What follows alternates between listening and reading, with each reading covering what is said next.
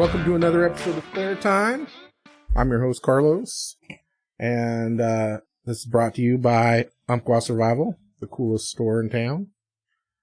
Today, my guest is entrepreneur, business owner, community socialite,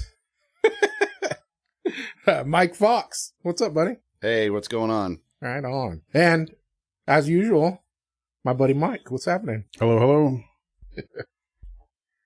Right on. Well, thanks for coming on the show, dude. It's great so far. All 5 seconds. Since 99% of my listeners are local, they probably all know who you are. But for those that don't, you want to tell us a little bit about yourself? Sure, yeah. No, just a little intro. Intro. So born and raised Roseburgonian, and I went to school here. Lived in other places for a short period of time, but always came back to Roseburg. As you do. Yeah. It's a great place to raise a family and have kids and all that.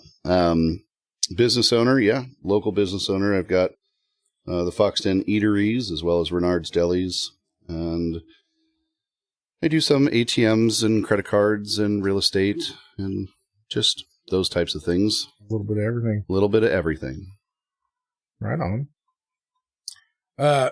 So you said we were talking at lunch, and I was asking you about how you got into all the businesses and stuff, and you said that you were kind of raised into it. Well, I mean, yeah, sort of. So, so kind of going back to the lunch conversation, my parents were both realtors and bought a restaurant they thought they were going to flip. And of course, that was really like the very beginning of the early 80s recession. And so consequently, they weren't able to flip it and it didn't sell. And so they became restaurateurs. And because of that and lack of babysitters, my brother and I would have to go to the restaurant every single day with them, basically at 4 o'clock or 4:30 in the morning, so that they could get all the things going. And we would wait for the daycare to open at 7, and then we would be gone all day. But in that process, obviously, you learn a lot about work ethic. I mean, right from the get-go with the restaurant, my brother and I both had jobs of some sort, even if they were minimalistic, and then continued on to more complicated stuff as time went on. And my brother decided after all of that lifelong training, he would go on to be a pharmacist and all of that. And I decided, hey, this is pretty fun, so I'm going to keep trying this business thing and just see where it goes. Right on. You were saying that you had so it started off with you just putting out ketchups and mustards? Yeah. 2 years old, man. Ketchups and mustards. That's a big deal. You know, that's a huge responsibility. We had this really small refrigerator. It was right about my height, and I could get those ketchups and mustards out. Nobody likes a warm ketchup or mustard. You know, it's very important to keep those things cold. Dude, I've been to some restaurants, and I'm pretty sure they just leave that on the counter. They do. All day long. And no one likes that ketchup. Yeah. No one does. No one likes room temperature ketchup. Nice. And you were saying that you were scarred as a young kid picking up cigarette butts. So it molded you for life. It did. Yeah. So I still smoke. Unfortunately, I've gone down the quitting path several times, but you know, like any other bad habit, life seems to get in the way, and then you go, really, I'd like to have that hang up again. And so I smoke, but I never throw my cigarette butts in anybody's parking lot, because that was part of one of my small jobs as a kid, was to go out and clean up the parking lot and pick up all the cigarette butts. And walking around the parking lot going, those bastards. Yeah. Like, I'm man, never smokers are gross. Never. And then I became one. So there you go. So now I don't feel that same way about smokers. I did once it's interesting. I was having a smoke at Sunset Beach once, and I was walking down the beach to use the bathroom, and a little kid started yelling, "Smoker, smoker!" And I thought, man, what kind of parents? It's like, you need to be afraid of strangers and smokers. Danger. And I swear to God, if both of them are in the same person, smoker you danger. Start yelling, "Smoker, sir!" That's what you do. And his mom was mortified. She was like, "So we just don't say that." But who doesn't love the honesty of children? Yeah, It's like, you're almost terrified to take them into public because you're really when they're toddlers because you're afraid of what they might say. Always a good time. When my son was little, when my daughter was little, actually all the kids really, they called every old person was a grandma or grandpa. Sure, yeah. And so whenever we'd be in like a grocery store or something, they'd be like, "Look at that grandma," or "Look at that grandpa." Yeah. Oh. Well, I was more concerned of like, why is that guy so fat? Or why? But they say it like as loud as possible. Oh, yeah. Like they're like you're trying to check out at the grocery store, and your kids just start spouting stuff that just the you random... just wish wouldn't just fall out of them. Yeah, and you just stare at the floor like this isn't happening. That's when you just look at them and you go, "That's why I don't take my kids in public." Right? Yeah. This is our third time out, sir. I'm going to need you to be patient. He is 17. He is learning. Yeah. Give him time. Give him time. Yeah. Once they get to that age, you really can't put a filter on them. Right? No, it just gets worse. Oh. So, what are some of the cool things though from growing up that way that you liked? I mean, as an adult, lots of cool things, obviously, because, I think parents help their kids in as many ways as they know how. Well, basically, you hated it when you were a kid. Well, I mean, yeah. That's what that sounded like to me. When your buddies are 8, 9, 10 years old and they're out riding bikes and you have an actual, like, real job. Yeah. That's how it was. Mm. And so at the time, I think it was pretty arduous and definitely not something I wanted to do. I would have much rather been out riding bikes and doing stuff, but the lesson obviously was the work ethic that causes a drive as an adult that has allowed me to succeed very young in comparison to my friend group. Mm-hmm. I didn't really do the party thing throughout my 20s and stuff. I bought my first house when I was 21 years old. I was out building businesses and trying to create income. And so it definitely created an early drive to succeed. And watching my parents succeed is huge, right? Because you want what they have, basically. You want that success. You can see like mom and dad work really hard and what that buys, basically. And it's not necessarily monetary stuff all the time. Sometimes it's just happiness or freedom or those types of things that financial freedom allows a person. Yeah. And so, consequently at 45, we were talking about it at lunch. I pretty much work Tuesdays and Fridays. Other days I spend time with my family. I go to every single one of my kids' games. I don't really get to miss much, because I spent that first 25 plus years doing this so that I can be younger and enjoy these things. That's pretty awesome. Cool. Yeah, that's cool. Do you kind of do the same thing with your kids? No. No? No. Yeah, no. It's interesting with my kids. It's a hard balance, right? So you want to create a balance in which your children get to have cool shit, but also understand what it took to have it. And that's hard to do, especially in today's world where things are so expensive. I mean, for instance, my son wants a new headset for a Christmas gift, but they're a couple $100. And I don't think even like today, most people don't really realize like a couple $100 is, a minimum wage anyways, probably close to 2 days worth of work. With the taxes taken out. So, it's more than you think. And, it's really, really hard to establish, financial responsibility in kids in general without them basically having nothing. So you kind of have to figure it out. One of the things that we use, with our kids is the green light cards. Oh yeah. I don't know if you ever heard of these. I've seen the ads for them. Yeah. So they're super cool. They kind of have like an infinite amount of usages. But when it comes to finances and kids, it kind of teaches them all kinds of things. So you can create a chore list that's just like your basic every single week list and then attach a value to it.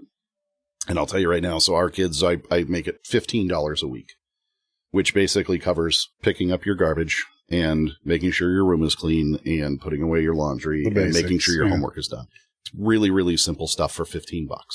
And that doesn't seem like a lot of money, right? Everything they want is more than $15. And how old but are your kids? Definitely. They're 11 and 14. Okay. Almost 12 and 15. So it's pretty cool. It's something my wife came up with. God bless her, because she actually pays attention and figures all that stuff out. Come from. Oh, yeah, for sure. Yeah. Same with my house. And so she'd been talking to me about it for a long time. And she's like, you got to really get this thing set up. So we set it up, and then she adds a bunch of different jobs that all have a different value, like loading the dishwasher, unloading the dishwasher, picking up all the like balls and shit in the backyard and whatever else.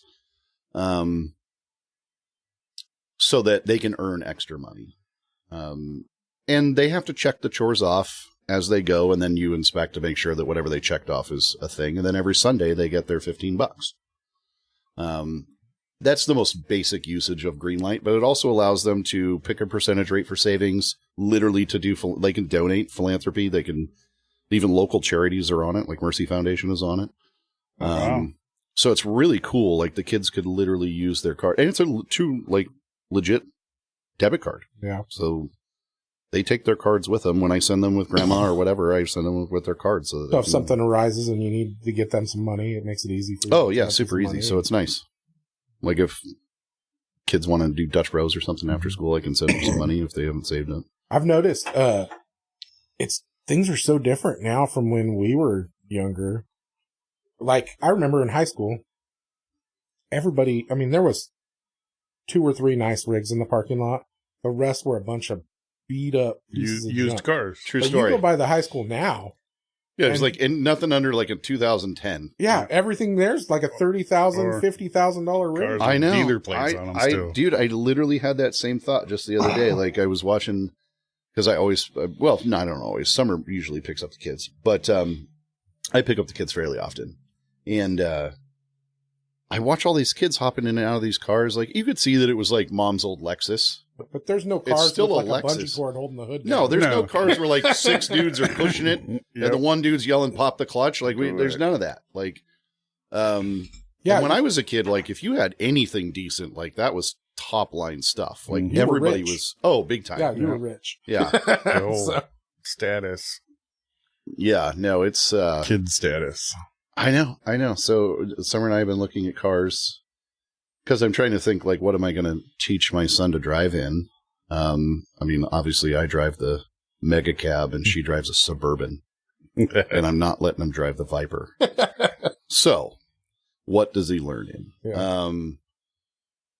Well, I don't know. A company car, I have a little Tacoma, but it's a stick. And then I've got a little Honda Fit that's a company car that I figured I could at least start him in, like the little Fit, just because it's so small and it'd be easy for him to at least learn the basics in. But she's kind of got her heart on a 4Runner for him. And I'm thinking to myself, like, I want to help him out. I want him to like have a nice car, but I don't want to buy 5 cars, right? All right. So I want like a 4-wheel drive, like SUV, something that'll get him through college, assuming that's what he wants to do, and is reliable. But looking at him, it's a Toyota product, right? So everything is way crazy. Like a expensive. 4Runner's like 30, 40 grand. And I was just thinking, like, well, dude, when I was in high school, if you had a $3,500 car, you were balling. That was good stuff. Dude, I didn't have a car that was worth more than $500 until I was like on like my 20th car. Right. Yeah. And basically, you didn't even fix them. You just drove them until they Puke. quit working. Yeah. And then you Get another one. save $500 more and buy another car. Yeah. Yeah. No, that's, yep. But kinda yeah, how it it's was. a different world for sure. Mm-hmm. Are you going to teach them on a stick or? Yeah. So my plan was, and I've got a couple of buddies that are super into this idea, and it seems like every single year it becomes less applicable, but like my thought was that my kids should all know how to drive a manual just in case they're in a bad spot or zombie apocalypse. You never know. There's Yeah. only manuals left. Could happen. It's only killing the people driving the automatics. Automatics, yeah. I don't know. They go first. They Yeah, only that's how it works. They only taste the brains of the automatic drivers. I don't really know. It doesn't make any sense. But I figured, for probably $1,500, a couple grand, you'll be able to find a decent little anything. Doesn't even have to have a title. I could care less. Just take it down to the fairgrounds and big open parking lot, and at least learn how to drive a manual to a certain degree. I think it's super important. And I've got a bunch of buddies that are like, man, I'd really like to do that with my kids. So I think if we all pitched in just a few $100 and we could all just buy it, and then who knows, try to sell it or give it away. It doesn't matter. It's just I feel like there should be a car like that. Like I just put it on like Facebook Marketplace. Like, it's free if you're willing to teach your kid how to drive this Fox driver's ed truck. Yeah, something like that. Like just a beater that, community learning. It'd be great vehicle. if like 100 kids could learn how to drive a stick on this little, I think beater car. I think it's a good idea for kids to start off with not a super nice vehicle anyway. Right. Yeah, I mean, because they're going to beat it up, right? Definitely. It's a guarantee. Beat it up, and also I think it teaches them good things to have to. If there is little take it easy on their vehicle, minor maintenance things, it, or it's going to not make it, and, right? But I don't think a lot of people do that anymore, judging from looking at that parking lot. Like I said, yeah, I mean, I suspect it's you got to know you're a kid, right? Like, I think that some kids, I would definitely want to make sure that they are in something super reliable because they are not capable of dealing with a problem like that. Mm-hmm. And then other kids, I think, would be like, okay. Or the safety, duct tape. Let's get this safety level. You know what I mean? Like, yes. Yep. We used to do that all the time when we were kids. It was like, you yeah. broke down the middle of the road. You didn't call anybody. You just climb under it and figure out what's going on. Bring your 9-iron so you could hit the starter. Long, I had I don't remember what year it was. It was an early 80s Honda Accord hatchback. And I was driving one day and I went to take off and the seat just fell backwards. Like I was laying down instantly. And it broke, like the ratcheting thing in the seat broke, and I was like, what am I going to do?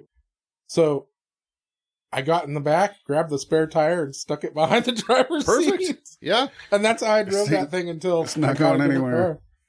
Nice. Because there was I didn't have, $40 or whatever it was to go buy a new seat from a junkyard back then. No, because it just cuts into gas money. You got places to be. Yeah. And that was back in the day when my mom would give me like $3 a day. And that was for gas. The week. And food. Make it last. For that day. So that was $1.50 worth of gas and a couple of chicken tenders. Mm-hmm. And to be honest, I still kind of pride myself in good gas station food. Good gas station food's hard to find. Yes, it is. And being in the ATM business, since I have a lot of them at different convenience stores and gas stations, it's convenient. I always look for a hot case. Like I think Melrose Store has the best beef and bean burritos. They're the same product that everyone else buys. They just cook it better. I look forward to those. I go get a couple of those. I remember lunch break at 7-Eleven on Harvard. And then if they were picked over, if you had the second lunch, then it would be T-Mart. Yeah. Every single day. Just for the burrito or corn dog. It's cooked just right. Oh, yeah. Yeah, it's like everybody has the same one, but some people do it right. Yeah. Or better. I don't know. So, what was your first solo attempt at having a business? Oh, well. So I know you started off helping your family's business. Yeah. So, as we grew and my family just kind of kept sticking with me in teaching, it wasn't really till I was about, 21 or 22 where my dad really started leaning hard on me. Not necessarily like in a bad way, but like, you're going to start doing these tasks and they are difficult, but you're going to have to fight your way through them. And so that at that time eventually got me to where I was managing 10, 12 locations for him up and down I-5. That was the Fox Dam? Mm-hmm. Okay. Yeah, we had 14 or 15 at one time. So we're quite a bit smaller now, having 5 locations. Yeah. And now, of course, I own them all. So I guess it's changed the progression. But I learned a ton during that process. And as he grew, he continued to push the applications and paperwork and all the different things to like build these things. So, because he's trying to like prepare you to take it over. He says heir apparent, Yeah. like, so he's basically just saying like, because your brother really, was like, since I was, peace out. since I was, yeah, and for a myriad of reasons, the peace out thing is fine. My brother and I have like an amazing relationship, but he also doesn't have to fix mom and dad's remote at 10 o'clock at night because they pushed input, even though I've told them never touch input ever. I did it again. So, back to your question. There are buttons that are not to be pushed. I have to do the same thing with my wife's grandma. It happens. Yeah. So in 2006, I decided to start Renards, which is foxes in French. So it's still foxes. That's why it's called Renards. And I always wondered that. I built it right next door to Fox Den, what we call Fox Den number 2, which is the one next to Wendy's on Garden Valley. And just kind of figuring maybe 2 locations in the same building would be great. And it was fine. It was a great attempt. I learned a lot. I learned how to build. Well, I had built quite a few of them before, but I learned how to build it myself, and all the application processes and all the amount of like every single part that goes into a business I learned in that one. That was in 2006. That's when I started my company. And it really didn't ever really do all that well. I mean, it was fine. But it wasn't until I moved it over behind Red Robin that it started to do really well. And now that particular Fox Den is the number 1 lottery location in Douglas County. Nice. Not just Roseburg. So it cruises right along. Which, of course, my dad's store being the old one there, he and I always go back and forth on who gets to be number 1. But Right. It's always pretty funny. Nice. We definitely razz each other. My dad was a Green Beret. I don't know if you know that. No, I didn't know that. And so growing up was not just the element of adding work. It was the afraid that if I didn't work, that I might get waterboarded or wake up in a storage unit somewhere with a Military dads have a whole different. They do. Yeah, military dads, a whole and then different amount of discipline involved. But special forces guys, especially Vietnam special forces guys, They put some thought have a whole nother kind of. They're just an interesting breed of person. Right. They're the type of people when you put them in battle, their heart rate goes down. Down because they're calm. Mm-hmm. It's really this interesting. is my element, and that was actually a test that Dad took at one time, but. It's really interesting. So, it was, it took me a while. Once the recession hit in 2008, I stopped managing all the restaurants for my parents, and I bought the Winston location, which ironically is Fox Den number 1, built in 1997. Yep. And then I kind of just started buying up locations from there or building them myself. Mm-hmm. So yeah, that's that. You did a security thing too. When did you do that? Well, that comes with a little longer story. The security thing was really, I took the NRA personal protection outside of the home course. And it was taught by a firearms instructor named Tom Adair, Major Tom, and a few of his friends at the Roseburg Rod and Gun Club. And I had a concealed permit for a long time. And I never really carried, but I always could. I think I got it when I was 21 or 22, so I'd had it basically right when you could. And I'd never drawn out of a holster. I'd never reholstered a firearm. I was pretty typical, like, gun toter in the sense that I loved guns. I grew up around guns my whole life. My dad being a Green Beret obviously took my brother and I shooting since we could hold a pistol or rifle. And he himself is a phenomenal shooter.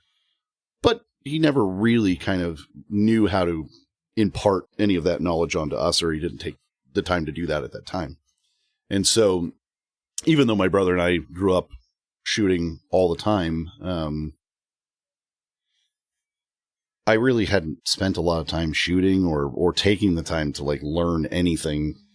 Yeah. And so I took this course over a few day period, and the personal protection outside of the home course is probably the most aggressive pistol course that the NRA offers.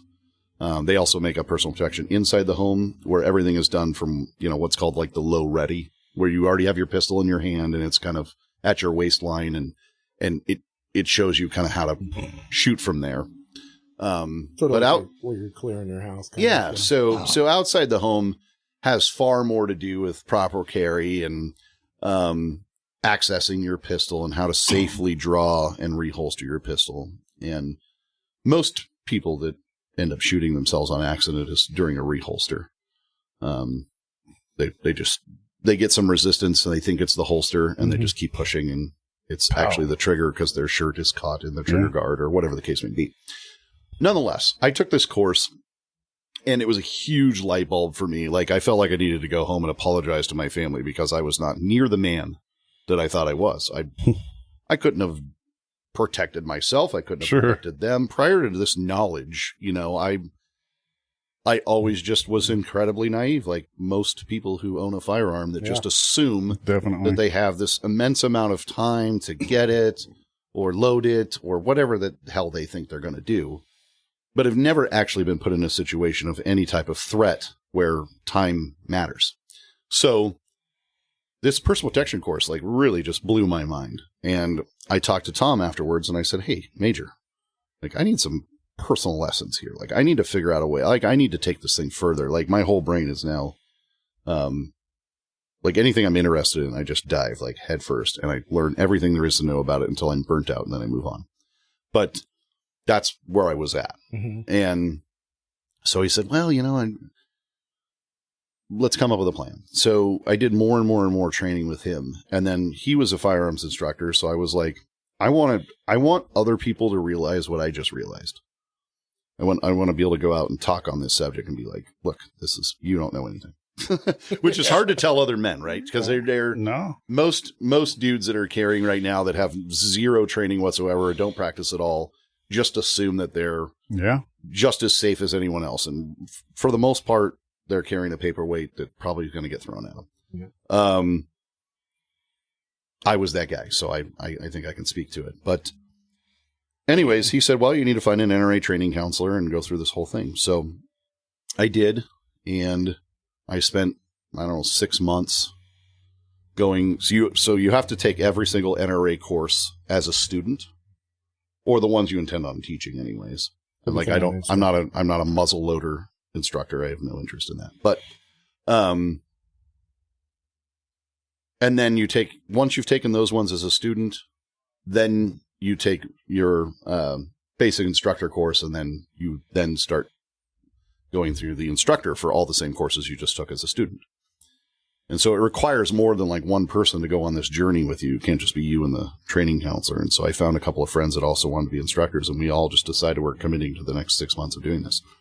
So we did all of that, and being a business person, I was like, "Look, I need to find a way to like do something with this new knowledge, and to have the ID and stuff to sign people off for concealed and whatnot." So I started Heritage Security and Training, and which is I still have.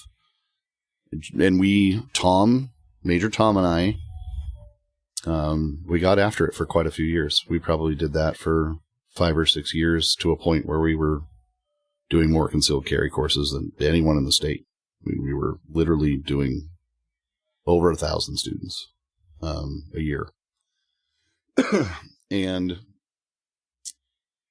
then Tom moved away, and I was kind of on my own, and I did it for a long time. And I haven't taught a concealed carry course in 4 or 5 months. Yeah, it's usually like, and when you do 10, usually it's for 10 people get together, and or I donate a class to a charity or something, or like 10 people get together and say, "Hey, would you do it at our house?" Because Oregon doesn't currently require an actual shooting course, and there's a lot of kind of mixed emotions on that. But I would say that 99.9% of people that I sign off for their permit are avid shooters. Sure. It's really rare. If I see a student it's clear they literally just went to Fred Meyer and bought the cutest thing they could find. Yeah.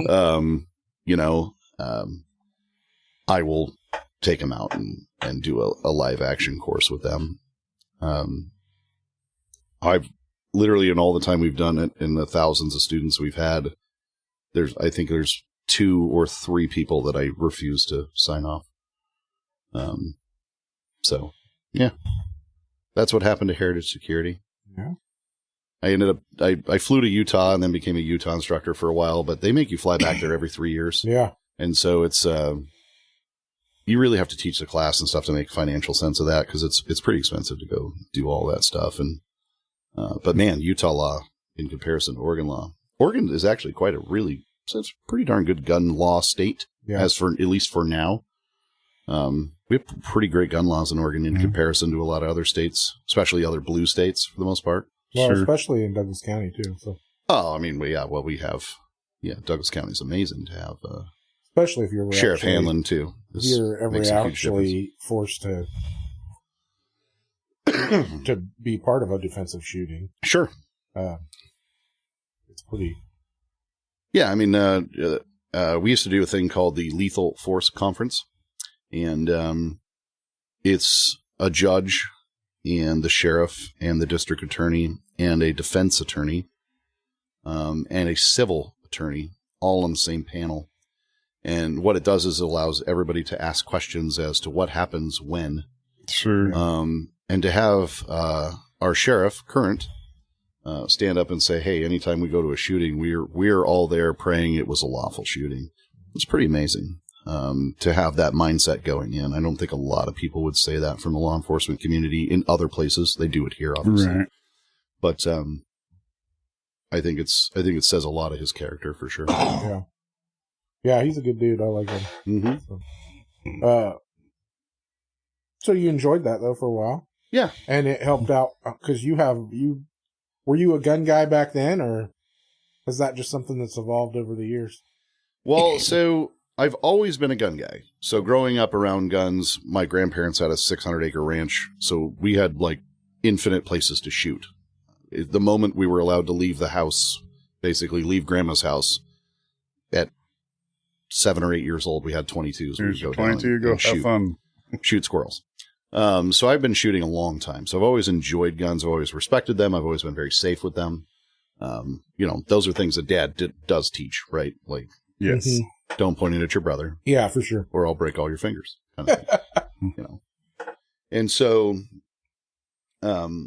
it wasn't really till like I saw my first AR-15 that I was like, ooh, shiny, and I was old enough at that point to like buy one and do something with it. And so I employed a friend to kind of help me learn about that platform. And of course he had a bunch of them. And, my very first, AR was, they don't make them anymore, but it was a Cerakoted, it was already Cerakoted, and I had instant problems with it. And so it kind of sucked right off the bat, but I got it all figured out. And then I kind of, after I had that and went out shooting and then had more and more friends in the community that wanted to shoot with me, then I was just on the hunt for the next coolest thing until I bought a bunch of random garbage, basically, like I was telling you at lunch. It was just whatever I thought was ooh, shiny and cool. And, It took me a long time to kind of sell off that stuff and then get into some of the higher end stuff that I enjoy. And the high end stuff is cool too. I mean, it doesn't necessarily, most of it shoots better. Most of it's more accurate.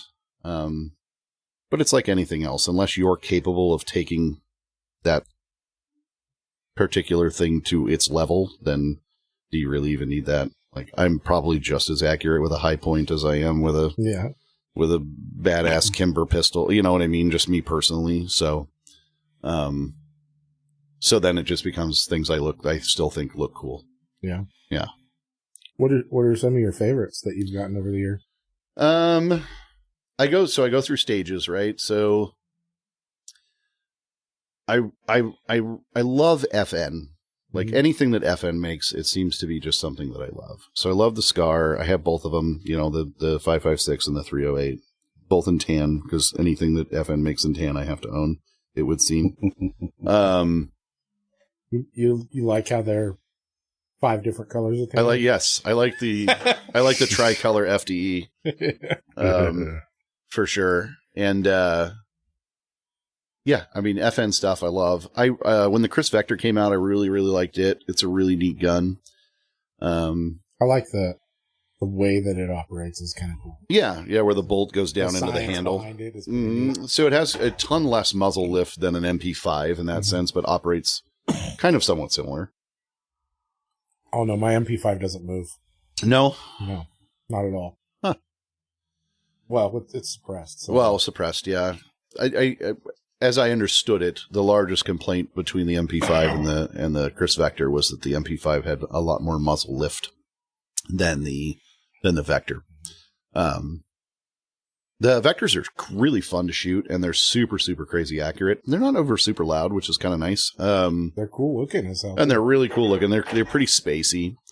I tried for a while to use it kind of solely as a primary weapon system over the AR because I carry the Glock 45, and so I thought, how cool would this be to use the same magazines, so you only needed one magazine to carry anyways. A multi-use. Yeah, rather than carrying your 5.56 mags and then your sidearm mags. So I like that. 338 Lapua is probably one of my faves too. I think it's really fun to go out and shoot really far. My longest shot's 1550. So that's as far as I've ever shot. I'd like to go to I always thought it'd be cool to start like a TikTok challenge called the Freedom Shot and do 1776. Yeah. It's just, cool, because it's just over a mile, right? So, and it'll do it. And it doesn't have to be amazing. I mean, a 36-inch target would be, I think, sufficient at that distance. I mean, with my scope... I've never gotten into long range. I think the longest shot I've ever taken was like under 700 yards. So. Yeah. Easy, yeah. Well, I mean, the problem with long range is it's really expensive. By the time you really need a good rifle that can shoot that distance and still have some ballistic capability. Right. And the optics are very expensive. Well, and there's a whole science involved in it too. Oh, dude, you have to know some math. And you need I use a ballistic calculator on app on my phone. I'm not like trying to learn. I'm not scope doping with my. You still have to have an understanding for it. Yeah. To be able to do it. Yeah, no, for sure. For sure. And there's guys out there that have a much, much, much better understanding. Like your Keith Young was on your some podcast. of those guys you talk to them and they're like a mad scientist. Keith is who showed me how to shoot long range. Yeah. He's been trying to get me to do it for a long time. Dude, he's a stud. I'm telling you, he's a phenomenal he did it long range shooter. He was an instructor too. So and he's just a great shooter anyways, but he knows his stuff really, really well. And he's the one that got me into it and all of that. But yeah, I mean, it's really easy to get into a good long range gun that'll shoot a mile, 10 grand. It's really easy to happen. I mean, by the time you buy the glass and my 338 is $7 a round. Yeah. So you go out and blow up a box and you're $140. And 338 Lapua, I'm pretty sure is the most expensive round to shoot now. It's even more expensive than 50 cal. So. Yeah, I mean, if you buy it depends. If you buy the, 800 grain AMAX 50 cal bullets, I think they're 8 something, but, I don't know. I had a 50. It's cool. They're like a shoot and giggle gun. Like you shoot and then you laugh. Wow.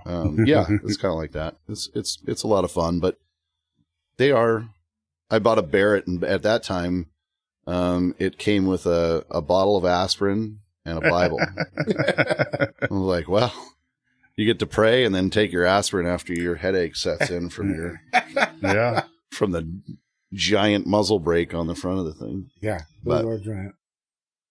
We had one in here for with a suppressor on it, and the suppressor was like the size of your forearm. Oh yeah, I remember that one. Yeah, that was a semi-auto. That was a very expensive 50. Yeah, I think the suppressor weighed like 5 pounds. Yeah, Jesus, that whole rifle was so heavy. Yeah, we hated moving it. Yeah, they need to be. Really, the 50 shooting isn't really all that bad in comparison to, other rifles. But man, it puts off a serious concussion. So when you're around it, I mean, you really want to stand behind the shooter, because anything by the sides, it really hits you in the chest. Definitely. The worst gun I ever shot was a 300 short mag in a Tika T3 light frame. Knocked the shit out of you? Yeah, no muzzle brake. It literally felt like somebody was just hitting you in the arm with a baseball bat. Fucking bat. It was the worst damn thing. I was like, dude, you need to return this. Like, there's some get a muzzle brake. Get like this. I don't know why you chose this particular thing, but it's like featherweight. Yeah, in 300 short mag, and it was brutal. My brother-in-law Eric, his buddy he was a Ruger fan collector. He had a Ruger number 1, Model 1 or whatever, and a 416 Rigby, and that ruined me for the whole day. Yeah. One shot, that ruined me. Yeah. Dude, some of those old timers, some of those older rifles, those guys are a tougher breed, because, I mean, they got steel butt plates. Oh, yeah. Yeah. I mean, they're shooting these, and nobody knew what a muzzle brake was back then. No. Such thing. And, I mean, they're shooting these rounds that just beat the hell out of you. Terrible. And they're carrying around these rifles that weigh 20 pounds in the woods hunting. I mean, they were just a different breed of dudes. Yeah, I mean, nobody complains about felt recoil when you're pointing at something furry, for sure. I mean, so you never hear the hunting story of, I knocked down this huge elk, but damn, my arm hurts. Yeah. Yeah, I mean, I remember being a range officer out at the Rod and Gun Club, and during sight-in days, and there'd always be guys out there sighting in stuff that had previously been sighted in. And there's always 2 or 3 dudes that can never get it done. And they've blown like 30, 40 rounds downrange. Their gun is just heat soaked. It's spraying the target. They don't know why. Their shoulder's purple. And they're like, hey, can you sit down and shoot this? I'm like, yeah, no, man. I'm sorry. Not going to happen. Like, you are 30 rounds past trying to sight this thing in. Yeah. Yeah, anyways. It always cracks me up, the people that shoot their hunting rifles like that anyways. Right. I mean, these are rifles that are made to, I mean, one box of ammo lasts me for about 10 years with my hunting rifle. Oh, so, I'm sure, yeah. I mean, you just need to know where your cold bore's at. And yeah. I mean, I fire off 1 or 2 rounds to make sure it's still on target before season. And then it just sits there. I mean, I'll kill an animal, hopefully. If not, it sits there until next season. But these others, I've got one customer, him and his wife, they both shoot 243s. Mm-hmm. Dude, I've probably sold them 40 boxes of ammo. And every time they come in here, yeah, we were out shooting this weekend. And I'm like, well, you're using your 243 as a plunker? Like, yeah. No shit. I mean, I was like, why? I mean, that's not even fun, But whatever. Yeah, again, everybody's got their own thing. Yeah, it cracks me up, though. And then there's people that are just like me, that shoot their rifle 3 rounds a year, but they have 27 boxes of ammo stockpiled just in case. Yeah. Well, I mean, I'm a bit of an ammo hoarder, I suspect, just like probably the next guy. I mean, I kind of have a baseline of what I think is acceptable. I think everybody has their own little baseline on what they think is good, but I also don't have a ton of different calibers. Yeah. I have basically 45, 9, 5.56, 12 gauge, the usual stuff. I have 5.7, but you're not going to use that really in a panic. You're not going to whip out your PS90. You're probably going to grab an AR or something you've got a lot of mags loaded for. And PS90 would be pretty cool, though. They're very cool. Yeah. But it's not. If you were it's not the first thing I would grab. If you were running around Israel or whatever, you might want to run with that. Well, yeah. I'd start familiarizing yourself with the AK platform. But nonetheless, I think at least of your standard calibers, 1,000 rounds in each one is probably a pretty reasonable stock. Yeah. That's just kept. Well, Well, for like 9mm, 45, especially anything that 5.56, that type of thing. Dump a lot of rounds, like 9mm and Oh, you can burn 1,000 rounds. 223, 5.56, that stuff. Pretty easy. You can do that in a day. You know? Yeah.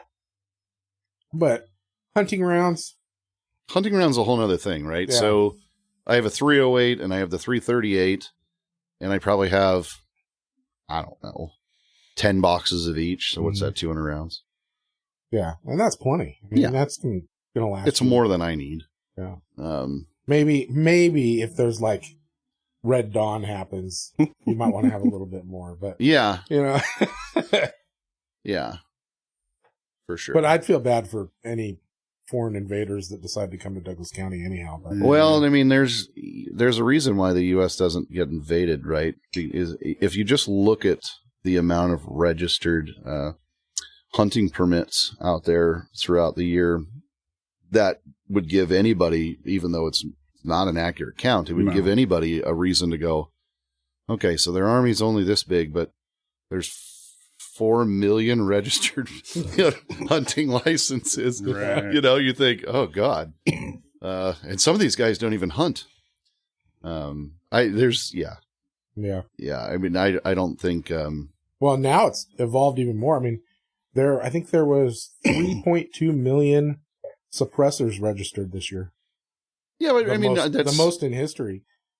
Yeah, but I'd be stunned if more than 1 million people had them, right? So I would suspect there's guys out there. I know of several that have 30 suppressors, that's just like, dude, you literally just put one on every single gun you own. Yep. Well, that's what you're supposed to do. Yeah. Well, I'm learning that. I'm new to the suppressor world.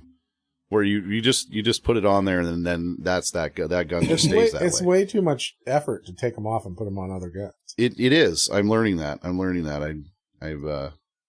figuring that out. I'm new to suppressors. I'm new as in I've never had one up until about a month ago. So, that's and you didn't even go out and shoot it before you were like, yeah, I need more of those. So yeah, and I probably won't shoot those ones either. So there's Yeah, as previously discussed, I probably have like 15 guns I've never shot. Because you put it on one and you've got it in your little display or your safe, and it looks cooler than the rest. So there's that's really a thing. Actually, what really just recently happened is I have the FN-45 tactical pistol. Which is an excellent pistol. Yeah, well, they're awesome. It's 15 plus 1 of 45, which is a holy cow amount of ammo for that caliber. And so, but my can is tan. You know me, I like the FE. 2 different colors. But my gun is black. Yeah. So now I'm in a bad situation where you either need a new I can Cerakote the can, but that really doesn't cure the problem. If I Cerakote the can, then I've just got a black can and not a tan. Tan's the correct color. It's the one you need. For FN, yeah. So now I'm figuring, well, I may need to find a way to exchange this FN-45 for a tan one. Because maybe there's a guy out there that is thinking, gosh, I've got this black suppressor with this tan gun, and I just hate the way that looks. And I don't think so. You're looking for a trade. I'm looking for a swapsy. Yeah. Yeah. But I've got an FN 509 tactical compact in the shop. I have the 509. It's a larger. Yeah. It's not the 45. So. Yeah. Always buying. I like the 509 as well. I did put an Apex trigger in mine, but that is quite a process. I would suggest to anyone listening, whoever you may be, to take it to a gunsmith and not spend 3 hours hammering the pin out of that frame. It's clearly pressed in, and the factory says, do not take it out. And I didn't listen, and it took a long time to get it out of there. But it's fixed, and it runs great. Nice. And the Apex trigger is flat face, and I really like that. I'm not I haven't shot a lot of FN pistols, but the couple that I have, I'm not a fan of the trigger out of the box, so I can totally understand swapping the trigger out. Yeah, I mean, they're pretty similar or in line with like what I would consider like a Glock trigger. Which nobody keeps a stock Glock trigger. Not really. No, I mean, especially when it's like $25. Yeah, for a while, you just get a little spring kit, and at least you can make an amazing trigger. Yeah, I mean, it doesn't fix the creep or the reset, but it does, however, fix the grittiness of the standard Glock trigger. That's kind of, but I always shoot Glocks for the most part. That's all my defensive pistols are Glocks. That's what all my time downrange with is Glocks. I've tried other platforms. I tried the 1911 because it's beautiful, right? Mm-hmm. But in panic, like, I'll never remember to sweep the safety. I'll never, like, remember to do certain things. And that's the great thing about a Glock is that you can literally pull it and it operates somewhat like a revolver in that sense that it just works. They're big, fat, and ugly. Are inherently not reliable too. So yeah, I mean, it depends on the 1911, but I mean that particular world is sort of get what you pay for. I mean, there's some really high-end 1911 stuff out there that feels amazing in the hand, feels amazing in the range. I mean, you can literally shoot it and watch the slide come back and slide back forward. Like the no felt recoil. I mean, there's some guys out there building cool shit. But the price tags. Oh yeah. So that's the other thing about like the 1911 pistol is it's probably the most expensive of the group. I mean, you can literally buy $25,000 1911s. Sure. Well, and if you switch to like a 2011 so that you have more rounds, you basically have to have gorilla hands because they're freaking massive. Yeah. I mean, I have little hands, so I can't. A standard 1911 is like as big as I can go, but a 2011 is just way too big for me. Yeah. For it to be comfortable anyways. Yeah, for sure. So, what are some of the things on your bucket list? In life? For gun stuff? For gun stuff. Well, I don't know. I don't always know. Yeah. But again, if I do see something that's new in tan from FN, I was fixing the ATM the other day. They haven't really come out with a lot of new stuff that's not like military. Right. So, yes, that's true. They now have basically the high power pistols that have come out. I don't know why they decided that was something they should do. That also doesn't mean I'm going to pass up one in tan. So I don't know if I've seen one of those in tan. It's an FN high power, so it looks like just like a high power pistol. Mm-hmm. So there is one locally in tan that I saw the other day that I didn't buy, which I was pretty proud of myself. I suspect it's still sitting there, thinking about me thinking about it. Yeah. You know, as it should be. Yeah, absolutely. They also had a performance center Smith & Wesson 500. I think it was a 4-inch. I have the 500. That's not a performance center one. Mm-hmm. So pretty much anything I look for these days is usually really expensive. Yeah. It's either an upgrade on something that I own, or it's something that I've seen that I want that just adds to the collection. Like with the FN stuff, it took me a long time to find all the blue FN competition guns. Mm-hmm. Those are really hard to find now. Yeah, they're impossible because they don't make them. Yeah. So the first thing I bought was, or actually had it shipped here, was that FN 15 AR, the competition blue one, mm-hmm. that I actually did shoot 3-gun with quite a few times. It's an awesome shooting gun, albeit pretty heavy for a 3-gun rifle. It's heavier than it should be. And then they make a SLP shotgun that's a semi-automatic in blue. I think I actually ordered that one for you. No, remember that's the one I got from the guy in the pool in Mexico. Oh, okay. That had the gun store in San Francisco. Gotcha. I was drunk in the pool with the guy in Mexico, and he said, "Hey, I own a gun store," and I was like, "Hey, do you have a blue FN shotgun?" Because like, that's like the first thing that's going to come out of my mind. I'm going to ask you about something from FN. A matter of fact, yeah. And he says, "Yes, I do." And I said, "Cool. What? Let me give you an address to ship that to." So I did. I shipped it to here. Remember, because it came with a box of all that swag. Yeah. He sent me the shirts and all the. I remember it came here. I remember that. Yeah. One. So I remember playing with that, going, "This is cool. I like this blue." So then, that stuff was like easy to find. And then for a very, very long time, I looked for the blue over-under 12-gauge competition shotgun. And it took me 5 years to find that gun, which I finally found it on Gunbroker. And I bought it immediately because I was like, I'm never going to see another one of these. I had one at one time, serial number 99, and I sold it to a friend, and it has bounced around. And I currently know where it is, but it's been used a ton, and that guy's not willing to sell it, so it is what it is. But and then they made the blue FNAR, which is a 308 kind of funky rifle thing. Kind of looks like one of those like guns that like they ski and then stop and shoot. Sure. Kind of thing. And that one came in blue as well. So those 4 guns in blue, I now have all put together. All of them shipped here, of course, because this is my favorite gun store. Which we appreciate. So there's that. Right on. So there's nothing else though? It's just if you find something cool? I mean, like a M249 that is reasonably priced. I mean, it'd be great if it came in blue, but they do come in FDE. Mm-hmm. Belt fed, preferably. That way, if they ever come with a magazine capacity issue, Yeah. you can be like, no, there is no magazine. There isn't one. It's just, it comes out of the backpack and we just, belt fed. The only thing, they're like $10,000 and it's still a semi-automatic. So, it's Dude, probably to like get that full auto would be, it'd be a lot funner. it'd be insane. Yeah. Cost-wise. I mean, it's probably the pinnacle of what the FN collection would be.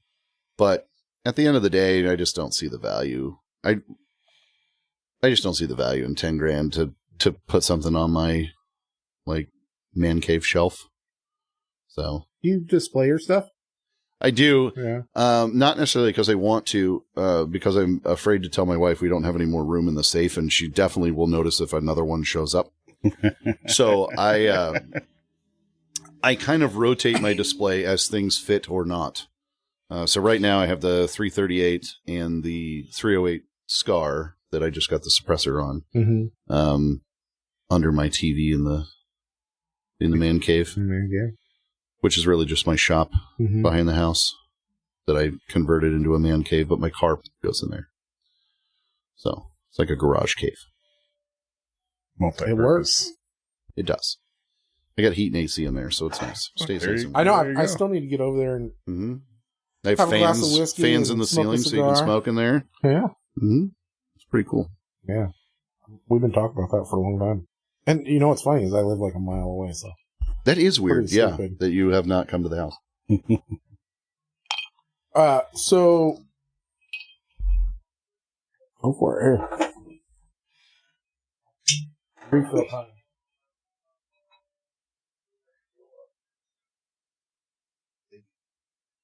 It's like a sip left, dude.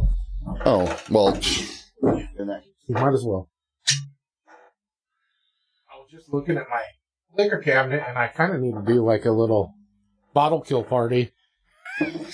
My wife order has some new stuff. my wife's friend from Vancouver, Washington, and she has a friend group up there, and they do a Merry Fifthmas, That sounds Nice. amazing. and everybody just it's kind of like White Elephant, but it's not like it's Sure. decent shit. So they all bring a fifth, and then they exchange fifths. Copy.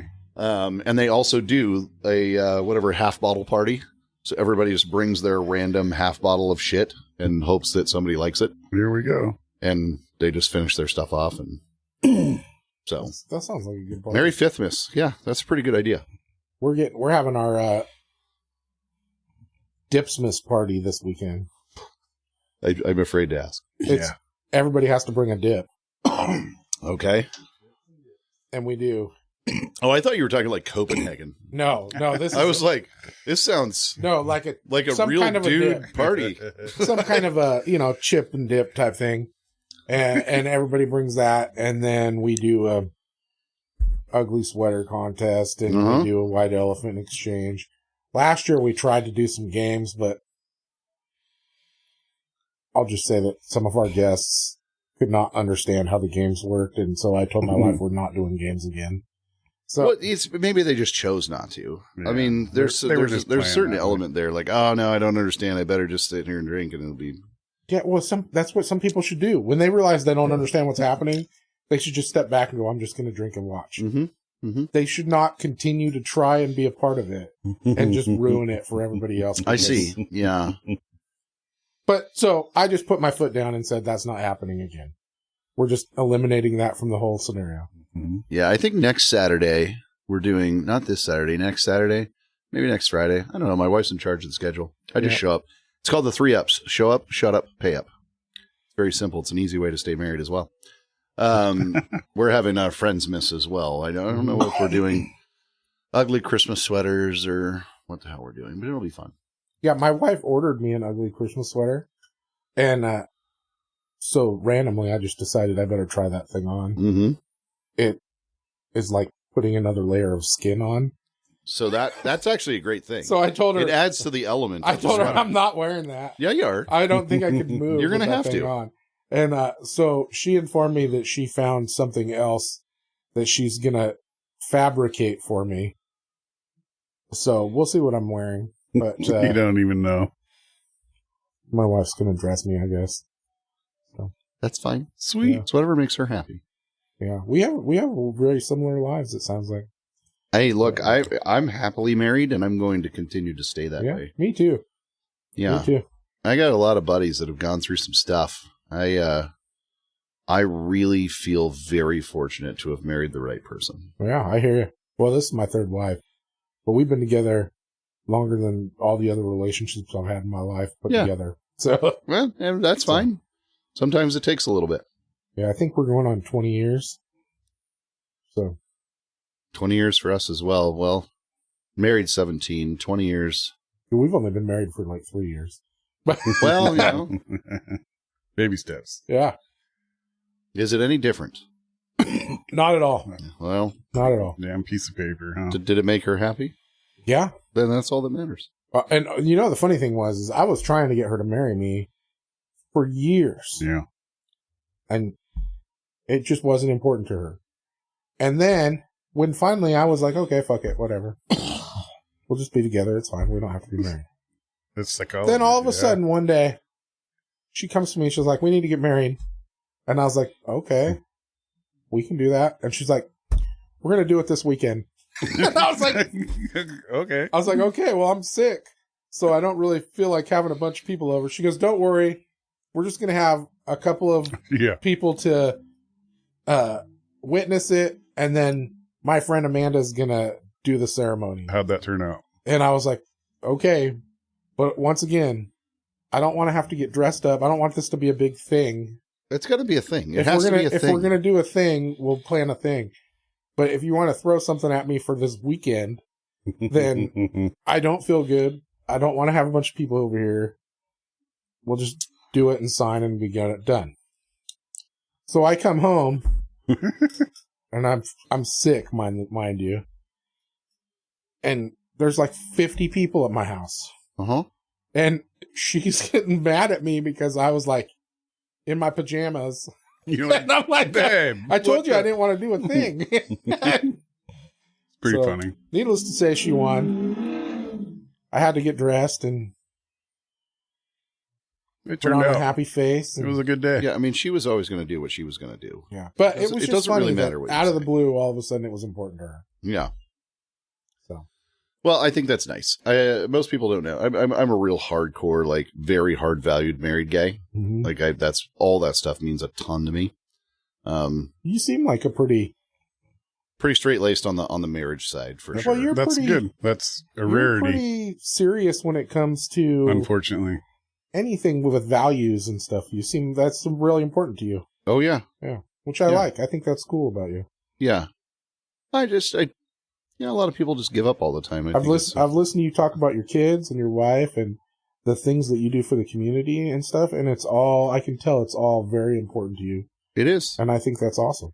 Yeah, well, I appreciate that. You know, I think that you should have some passion in your life about something, and may as well have some good moral value while you're at it. Yeah. So yeah, I think that's cool. Yeah, you and your wife do a bunch of stuff for the community.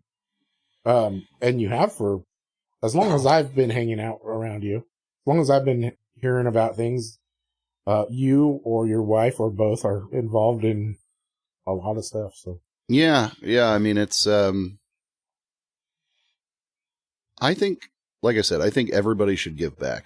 We were talking at lunch about, having some required community service for high school students, stuff like that. But I think everybody should at least try to give back. Giving back doesn't mean that you have to write a check every single time. Sometimes it's just raking your neighbor's leaves because they're too old to get out there and do it. Yeah. Or, just helping in ways that you can, paying it forward. And we do both. Mm-hmm. We financially support our community and we physically support our community. And we've been including our children for that process for as long as I can think of. Yeah. Whether it's getting one of those, Secret Santa cards off a tree and getting the kids to go out and pick another kid out a gift that they don't know, never met, never gonna. Yeah, that's pretty cool. It's just really, really important. My wife does a lot more than I do. It was something that was really important to me to be married to somebody that had a heart for service. Mm-hmm. And thank God she does. It's amazing. And so she does a ton of different things right now. She's the president of the local soccer club, Umpqua United Soccer. And it's volunteer, but it is literally a full-time job. Yeah. Her term is up this year. I don't know what they're going to do, but she's made a lot of impact. But between her and the previous board president, we've got 650 plus kids playing soccer. Wow. I've noticed that there's a lot Fields. That's pretty bad. When soccer really, Roseburg's always been a football. Yeah. It's pretty impressive. Yeah. I've seen it growing over the years. It's grown a ton. Yeah. And the interest has grown a ton. And all it took is some people to say, hey, let's just go out and do this. Let's make our community better. Let's add another sport. Let's get kids out running outside and having fun and trying something different other than what we already have. And I got suckered into coaching a soccer team. Yeah. She coached as well for quite a few years. My ex-wife, my stepdaughter was playing soccer. This is little kid soccer, and there was a coach, but the coach, she said, I need an assistant coach because I work and I can't be to practice on time every day. And I was like, okay, well, I'll volunteer to be the assistant coach. I can warm these kids up until you get here and then you can take over. Well, very quickly that turned into Carlos is the coach. She only showed up like once a week. And I was the coach all the time. Yep. And I don't know if you noticed, but I don't have the body for running around a lot.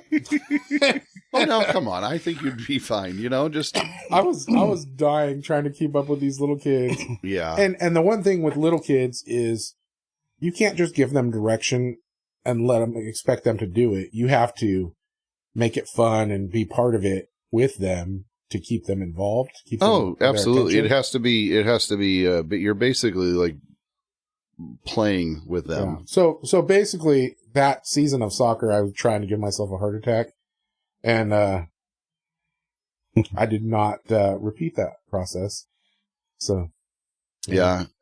Yeah. Soccer is not something I was ever passionate about, but my wife sure was, and she played all through high school and they had at her high school anyways, they had a great, female soccer team that always kind of went to state and won all the stuff and different things. And so I didn't play sports through high school. And so it's cool to be married to somebody who did, who has that experience and, is still passionate about that sport. And, cause she got our kids involved. Yeah. And our oldest son still plays soccer. Our youngest does not.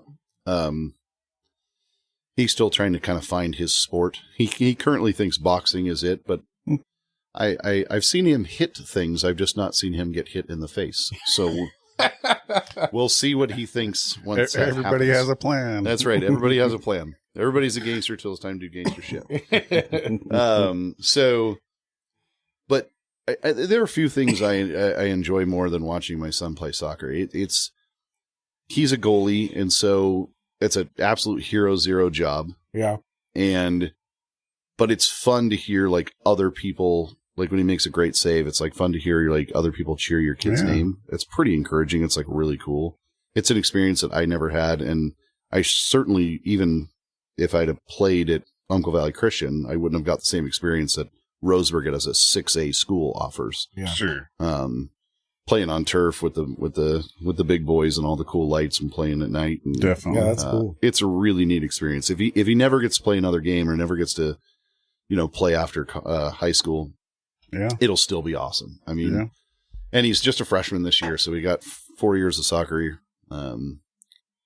He's tough, man. He separated 3 of his ribs diving for a ball last season in a third game or so with 10 more games to go, and still managed to dive on those same ribs for the rest of the season.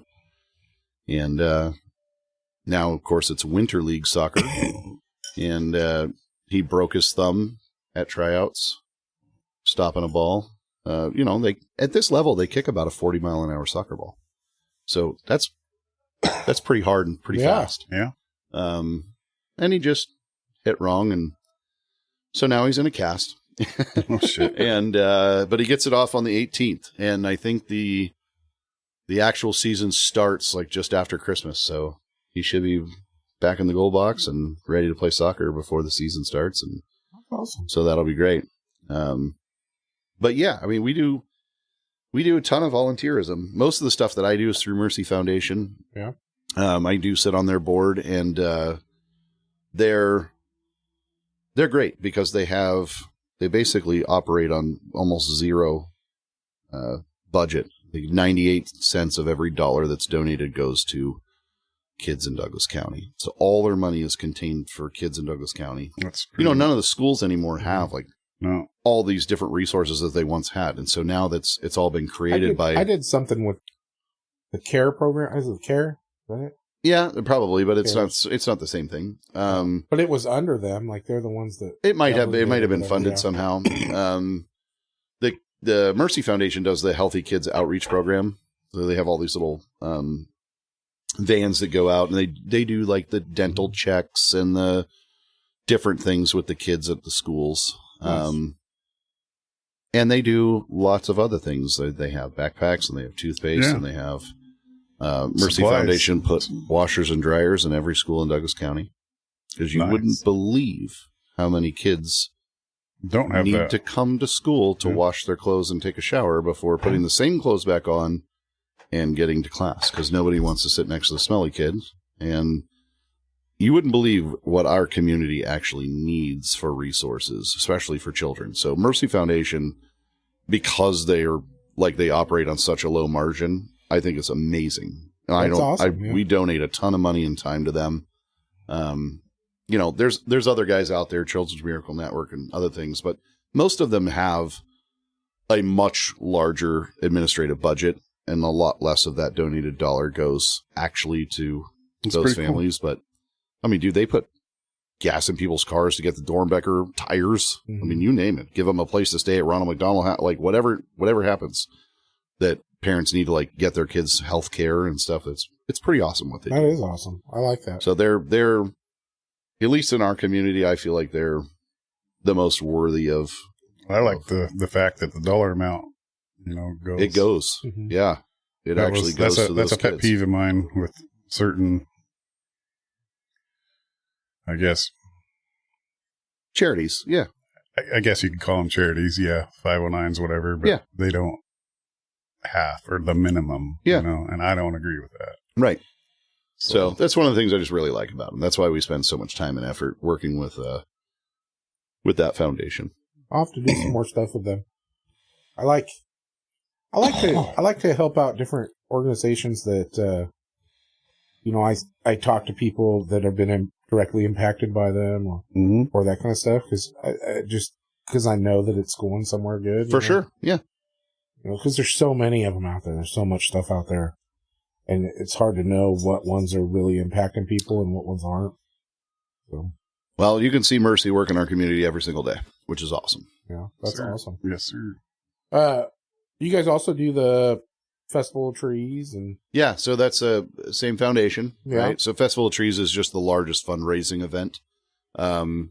The foundation itself probably makes the most amount of money in grants throughout the year. But the Festival of Trees is the largest event. And that's been going on for years. Right. So gosh, in case anyone's listening, I don't want to mess it up. I've only missed about 3 of them over that period of since their inception. I want to say they're 20-something years old. Yeah, it's great. My wife does the silent auction for an event that actually happens prior to Festival of Trees, which is the Silver Bell Luncheon, which is just a ladies only event. It's another way to create income for the foundation, but it's just a great time for the gals to kind of get together and have fun on their own without all the macho bravado of bidding on Saturday night. I've noticed there's a lot of organizations that have started doing a ladies only aspect of it. Yeah. And I think it's a great idea across the board, and I think the ladies enjoy it. Yeah. But the silent auction for the ladies event is 80 to 100 items. And so my wife goes with Jill to Portland, and they literally go on like a 3-day shopping spree to all the different places and boutiques and different spots, as well as tons of local donors, of course, and buy up all these items, and then they bring them all to my house and sort them all. We put out 6-foot foldable tables all through the areas, and they create all the baskets and all the different things, and then bag them all. And this year we had to rent a U-Haul basically to get them all down to 7 Feathers. And wow, it's an event. Nice. Nice. To say the least. That's cool. And her and I donate the cost of all those goods to the foundation. It's kind of how we do things now. We bought, I don't know, 15 or so trees in that 20 plus years we've been going. But, now that we have kids and they want to go pick out a tree and they want to cut it down and they want to decorate it themselves. Be part of it. Yeah. They want to be part of that process. They don't want mom and dad to bring home this beautiful decorated tree, pre-decorated tree, even though I would much prefer that. It sounds like a hell of a lot less work. Quicker. So, anyways. Well, I think it's cool. It is cool. When did you start getting into, giving back to the community, and, when did that become a thing? So as long as I can remember, for the most part, like my mom has always had like a hardcore spirit of giving. She was on the same board that I'm on now for 9+ years as the board chair. But even going back to the old restaurant days when, we don't have the homeless problem back in the 80s like we do right now. Right. If we did, we didn't see it in Winston, Oregon, if that's fair. Certainly. You would see somebody climbing through your trash can or something, but it was such a rare occasion. But my mom would always take a cup of clam chowder out there or a coffee or both or whatever and tell them, it's okay, and ever since I was a kid, she was always hardcore on all of that. And I grew up Catholic, which is a whole nother story, but, so I think there's a religious aspect for her for that, as well. But,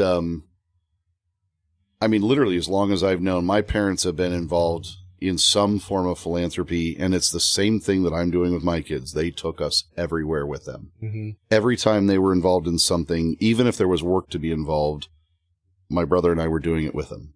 And I do that with my kids. As a family. Yeah. We literally, even at the school events, every school event, my kids don't watch the school movie. They work the snack shack. They don't go to the dance. They go to the snack shack and work the snack shack portion. Like, they volunteer for every single thing.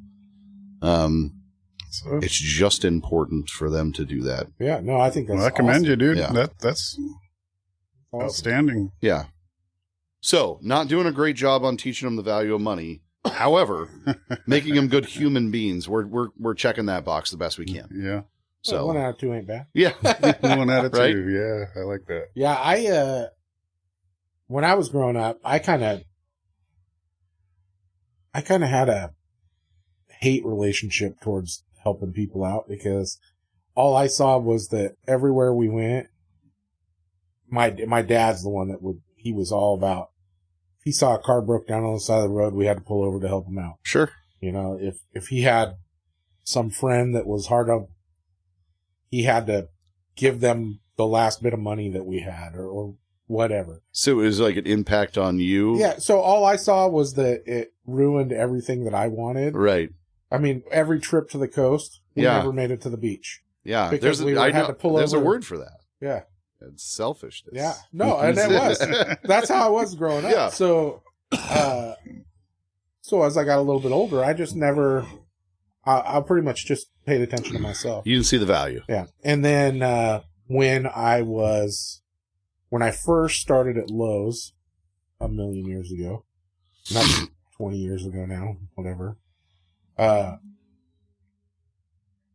one of the managers, and Lowe's does a big volunteer project every year. I'm sure they do. And so one of my manager, he said, "Hey, I need your help on this volunteer project." And I was like, "Okay, but I'm working." He goes, "I know." He goes, but I'm going to let you leave to go do this volunteer project, and just leave. You'll get paid anyways, right? Sure. So I mean, I wasn't really volunteering. But anyways, I go out to this project, which was the Hope Pregnancy Center. Mm-hmm. But back then it was just a little house over by Jolene School, and like it was a shack. Like the front door was falling off, and I mean it was bad in there.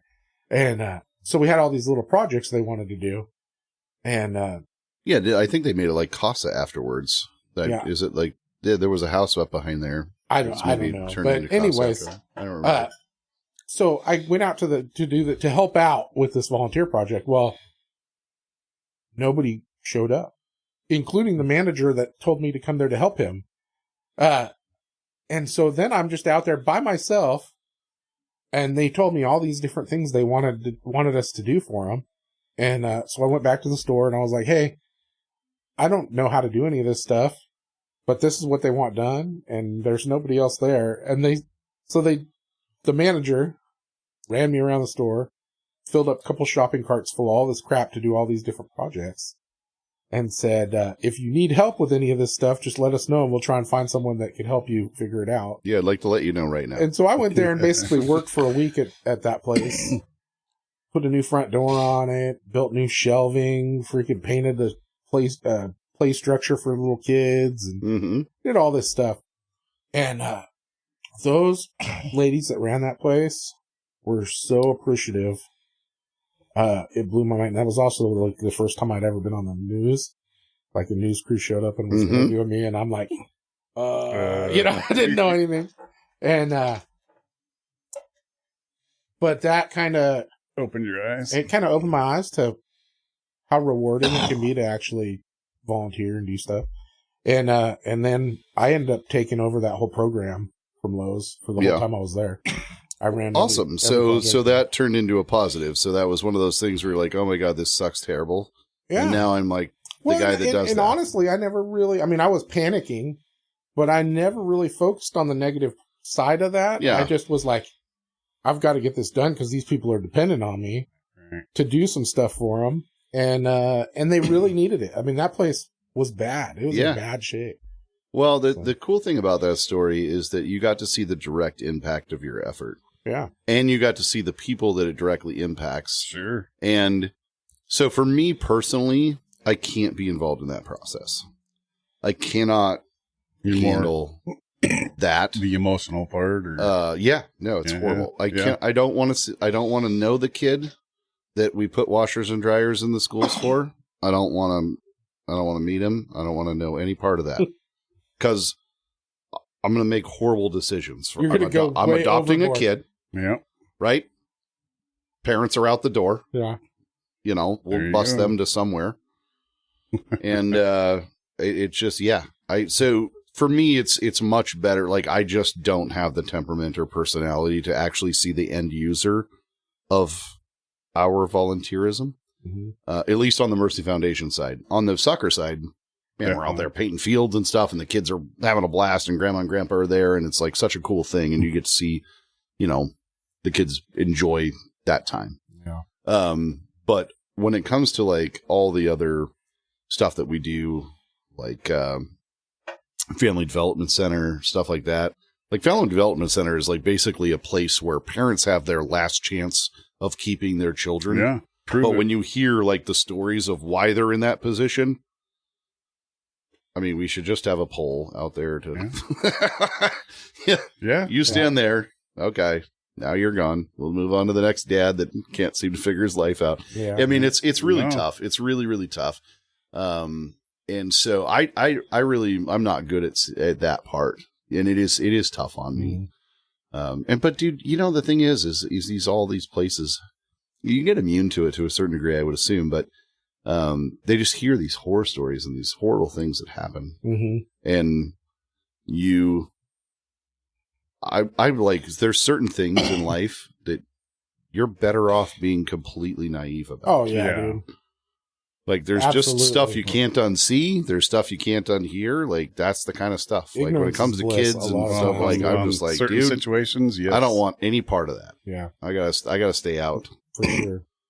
Yeah, I'm not a boots on the ground guy. I'm like a behind the scenes guy. I think I was talking with Savoy about because I have a cousin that was doing the same thing, becoming an EMT, and it's brutal, dude. One of his short-lived career for him because it broke him on the first kid call that he had to go to. Oh, dude, I mean, even the cops around here are doing so much stuff. But dude, it's like worse now. This is like a safe space for law enforcement. So, you know, they come here and they'll vent to us. And I fully understand. Yeah. We hear stories that we're probably not supposed to hear. And for the most part, we don't hear names. So we don't know who they are. Well, no, of course not. But, but when it, you know, a couple days after we hear the story, it pops up in the news and then we know who it was. Yeah. But, you know, those guys, they deal with some shit, bro. They deal with some bad stuff. Yeah. And I feel for them.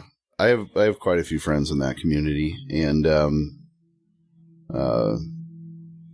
have a friend that was a detective for a long time, and it's just incredible the amount of stuff that these guys have to endure, see, go through.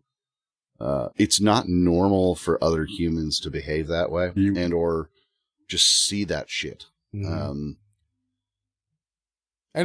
it's mind blowing. It's just like one of those things where, but that's what drives some people to do better. Like this particular guy is just a hero of mine personally, but he was just so able to shut it off somehow between like car and home.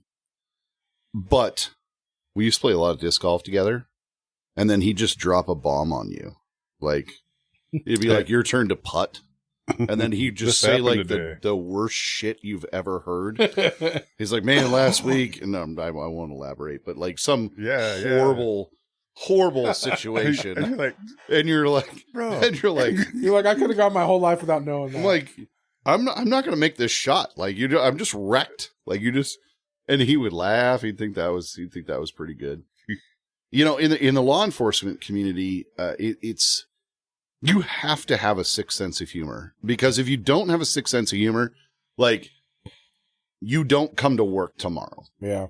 Like it's just one of those things. Like if you can't play that off, even if you get in your squad car alone and you have your moment, if you can't play that off, you don't come like to work the next day. Like you have to come up with some sort of defense mechanism that turns bad shit into, this is what I do, this is where I'm at, and move on. Yeah. And I've met a myriad of people that probably would have made amazing officers that can't do that. And I've met people that I'm like, bro, you're thrive. Yeah. This is your jam. Like, we had you a can kid do this. That was, he was one of our regulars for a while. And he came in and told us, I got into the law enforcement program. I'm doing this. He did the whole thing at the college, and then he got hired on with the police department. He went up, they sent him up to the police academy. I mean, he was, you know, step by step, we're hearing about this kid becoming a cop, and it's like his lifelong dream and all this stuff. And he was a good kid. And then, I think he when he finally went out on his own, when he didn't have a training officer anymore, he immediately got called out on a call. I don't know exactly the particulars of it, but it had something to do with the little kid. Yeah. And next time we saw this guy, he came in, told us that he quit being a cop. He's moving to the coast to work with handicapped people. Yep. And just said that one call ruined him. He's like, I'll never unsee that, and I can't do it. Yeah. No, dude, it's just one of those things. Which is crazy. Those guys are my heroes, man. I mean,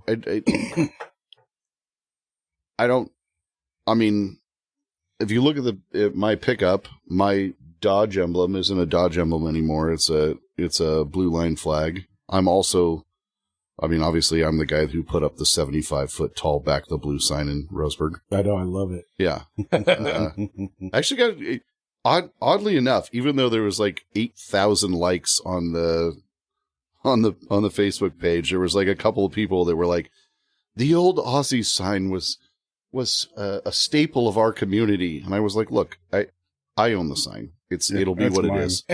The only regret I have at this point is it doesn't light up at night, which I intend on fixing here pretty soon. It was really expensive to put it up, but it turned out great. It was perfect timing. To put it up too. So that's the thing, right? So it came at a time where, I think officers in general were just taking a lot of heat. Yeah, for sure. Based on a lot of political garbage. Yeah. And, I at least wanted like the local law enforcement community to know that like there's somebody who's absolutely willing to both spend time, effort, and money to put something up. Yeah. I took a little heat. Like a lot of other first responder buddies I have that are maybe firefighters or whatever were like, you couldn't have added a red stripe, right? Right. And it's like, look, at the time, like this is what I thought was the most important. Nobody's trying to eliminate your job, dude. Right? Not right now, right? Or whatever. So you're next.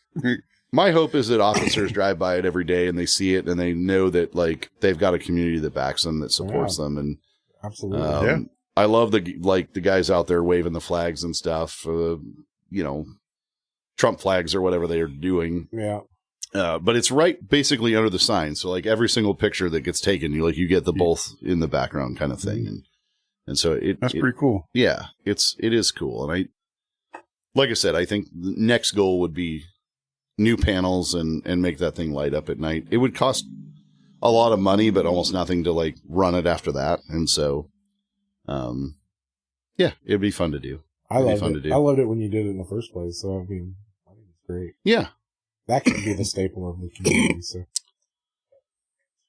So, that's all pretty heavy. I'll tell you what. Why don't you give me a little angel envy? I'm gonna pause this for a second, anyways. And then I'm gonna go lighthearted. All right, we're back. Start on that note. Yeah. So we're talking about going to conferences and yes. So shows. I was commenting on your plethora of lanyards. And I was mentioning that I go to a bunch of different ATM conferences, but really all it is like a networking event. Yeah. So you don't really learn anything there.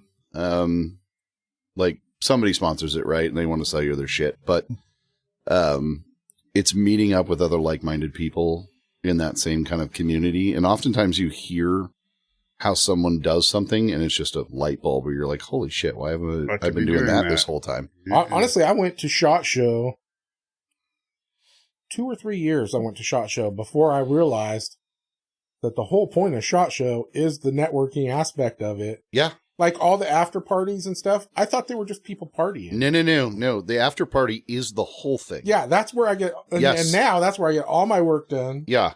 I spend time meeting people and contact in an industry that knowing the right person makes a big difference. Yeah. So from 10 p.m. to 2 a.m., that's where you learn everything. Yeah.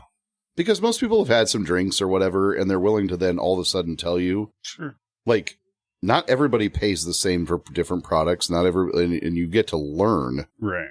The ins and outs. As more, people get lubed up or whatever the case may be, you get to learn certain things. Yeah. In the ATM world, that's somewhat similar,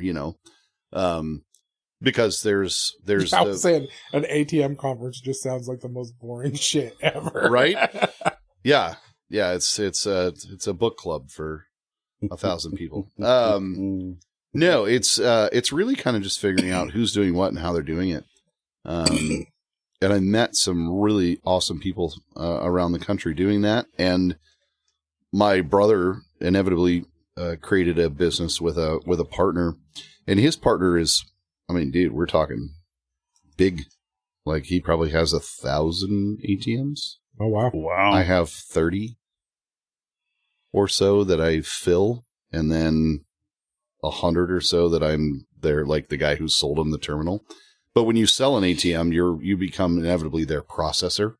And so there's back end money. So like you as a merchant, you own a store. And so a customer pays with a credit card. You pay the fees for that customer to use that card. In the ATM world, those fees are called interchange, and interchange happens on the backside. And so when a customer uses an ATM, even if you owned it and I'm your processor, there's still some money on that backside. So it's like perpetual income for selling that person an ATM. It's not much, but it adds up the more you get. Well, so everybody has what they call a buy rate, right? So some of the companies hold back an X amount of cents per transaction, and some offer more or less. And so when you go to these conferences, you get to figure out like, oh, this guy's hold back is 10 cents and he gets 15 cents on the back instead of the 5 I'm getting, or whatever the case may be. And then it changes kind of how you look at the picture and how big you need to like be one of those guys. And so nonetheless,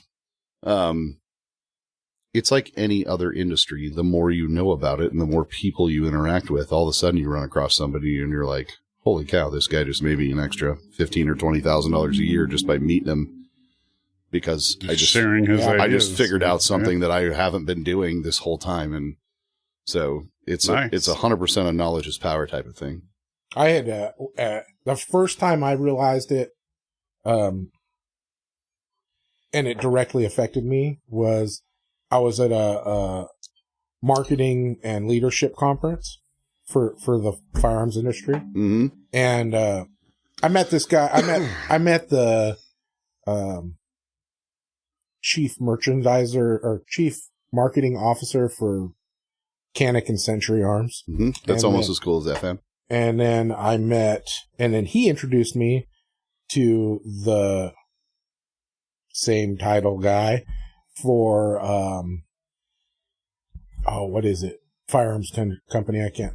Anyway, he introduced me to all these guys. Well, these one rifles, and it's not in my brain right at the moment, but, I actually had like 3 or 4 people on our waiting list for some of this stuff to be available.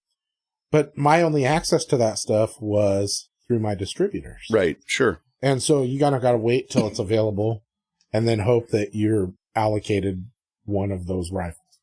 And I've got customers waiting for this stuff. And so those guys invited me to dinner, and I'm a little tiny fish. Oh, dude. Yeah. In a huge pond, right? Yeah. So, I mean, these guys are. Me too. These guys probably make $200,000-$300,000 a year salary. Plus, they have company cards and get flown all over the place. Yeah, right? for sure.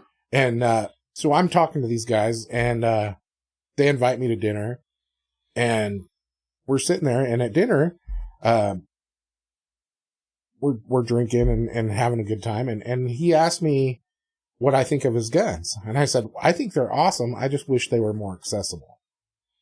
And he goes, what do you mean? And I told him that I've got people that want them, but I just can't get them. And he goes, well, have you talked to your sales rep? And I said, I don't have a sales rep. I've never seen a sales rep. I live in the middle of nowhere. Nobody's coming to my store. Right. And he goes, this is a bunch of bullshit. Yeah. And I was like, well, I'm not trying to upset you. I love your stuff. I'm not talking shit about your stuff at all. True. And he goes, no, you give me your card. And so I gave him my card, and he gave me his card. And he goes, if you don't hear from a sales rep within 2 weeks after you get home, you call me, and I'll make sure they get you taken care of. And I was like, okay, it's not really going to happen, but whatever. Yeah, why not? Yeah. Thanks for dinner. That's super nice. Dude, 2 days after I got home, a sales rep contacted me All of the guns that I had been waiting for forever, they just shipped directly from their warehouse. So all those customers got taken care of immediately. And since then, every time I've ever needed one of his things, I just email him and I'm like, hey, how's it going? I haven't seen you forever. I've got a customer looking for one of these. If your guy has one, let me know. And I've been able to get everything ever since. It hasn't ever been an issue again. Dude, I still have never seen a sales rep. That's the key, though. But I've got a contact on the inside that gets it done. That's why you go to the conferences, right? And it's not even that. So, like, the ATM company that I use to purchase all my ATMs from, like the actual manufacturer, it's interesting. Like, it's such a smaller world than you think, right? It's like the owner of that company, the actual owner who owns, like, that literally manufactures the ATMs, shows up to the conferences from Japan. Mm-hmm. And he doesn't speak a ton of English, but he speaks enough English to, like, understand exactly what the hell you're talking about. And if you have a suggestion that makes sense, oh yeah, they do it. Like, instantly, yeah. It's crazy. My brother was like, hey, I think it'd be really cool to have, like, a blinking alarm light on these ATMs. And he's like, yeah, that's a great idea. And then literally since then, all of them come with, like, a blinking alarm light, like a tilt sensor, on the ATMs. And it's just something stupid. It was just a little hole to drill and add this little blinking light. But he was like, yeah, that's a great idea. Then you know if someone tampers with it or something. And this is like probably one of the largest ATM manufacturers in the world. So we're not talking about small potatoes here. Right. Like, it's pretty interesting. So I guess the point is networking is everything, right? Mm-hmm. It's not, the conference means nothing. Whatever they're pitching, whatever they're selling, whatever they're doing, they're just the ones hosting the party. It's meeting all the other people and the manufacturers and everybody that's there and getting those guys' cell phone numbers is how you actually succeed. Mm-hmm. And I've spent at least the last 20 years of my life doing that everywhere I go. Mm-hmm. Locally. That's why I go to every event. Networking's huge now. It's everything. And when I look at networking, all I say to myself is twofold. One, am I learning something? Or two, am I just removing the immediate no? Mm-hmm. Right? And when I say that, it's the sense that, let's say I meet somebody from the city. I don't have a specific person, but if I meet somebody from the city at an event and we get a chance to sit down and talk and I get their contact information, all that happens if I actually need to call on that person is that I've removed the immediate no, because at least they've heard my voice. They've seen me before. We've had a conversation. Sure.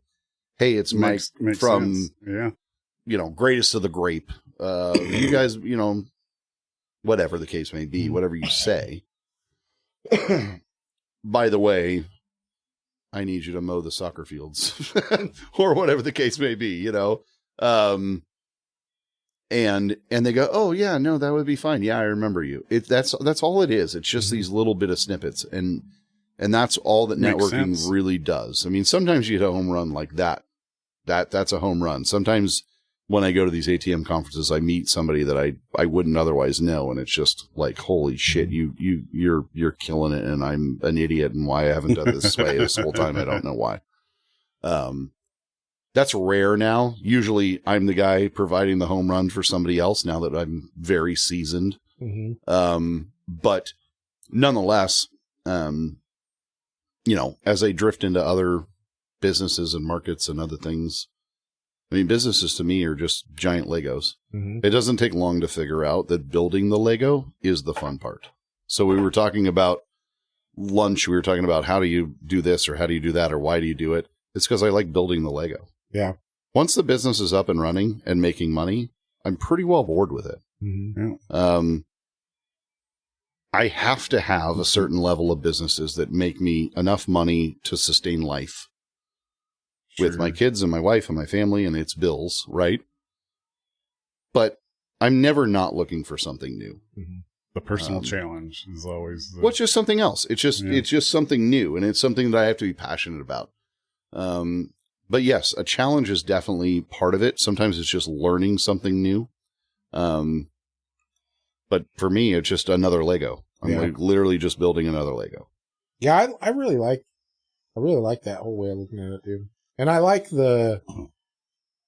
once I discovered that the networking portion of things was more important than any of the rest of it, I've adapted that into everything in my life. So I'm like always networking now. And I like the fact that I have a guy for everything now, pretty much. Mm-hmm. You know, I've got, if somebody asks me, who would you recommend for this? I've got somebody I can recommend, or multiple people I can recommend. Yeah. And, you know, I help those people out. They help me out. You know, it works out great. And, but I learn a lot from everybody. It gives me, if I'm having some business questions, I've got people like yourself or other friends of mine that have businesses that I can reach out to and say, hey, how do you deal with this kind of thing? You know, whatever it may be. And it's nice to have that. It's good to have people with like mind that you can talk to about things. And because I'm sure my wife gets tired of hearing me complain about things if I come home. So I try to not put that on her. Oh, yeah, no, for sure. My wife, I'm one of those type of people that I think I probably, I either beat a dead horse or I repeat myself multiple times, usually if it's something that's really bothering me. But she's always very sweet and always allows me to just kind of vent. And even if I say it more than once, we sit in so the hot tub is kind of our neutral zone, right? So she's like, okay, honey. During the wintertime, we always go out and sit in the hot tub and we catch up on our days. Cause you know, at the end of the day, we kind of live separate lives, right? So she's doing the home thing with the kids and fighting them on homework and chores and God knows what else, a million other things. And on top of volunteering for every school event and all of that. Mm-hmm. I mean, we have, we have the winter dance tonight at the fairgrounds with Fremont and Jolene mixed together. Yeah. Well, that never would have happened. No, God, no. It was like, that would have been guaranteed bad news bears. But now the world is a little different. If you're going to bully somebody, you just text them. You don't actually have to tell them anything. That's the new. You just kind of you save that stuff for your keyboard warrioring. Fascinating to me. But yeah. Anyways, I know what you mean, though. Yeah, I come home and I mean, my wife and I spend 2 hours together. That's important. And usually that 2 hours is me watching TV and her playing on her phone. So I mean, we're not even really talking, right? No. Otherwise, we don't see each other the whole rest of the day because she goes to bed hours before I go to bed, and I get up before she gets up, and I leave for work. So, you know, we try and communicate during that time, and it works. And yeah, I mean, weekend, you make it work. We have time. In my household, my wife is the night owl. I'm not necessarily a morning person. I'm only a morning person because she is definitely not a morning person. Somebody has to be. but I that's almost true and almost not. I mean, I think at 5:45 I look over and I don't love the fact that she's sound asleep and I'm awake. But by about 6:15 I'm over it. And then I get up with the kids and do all the stuff. Now, when times are like when we're like trying to get a bunch of stuff done and I'm like so done at 8 p.m. and there's 3 hours of work left.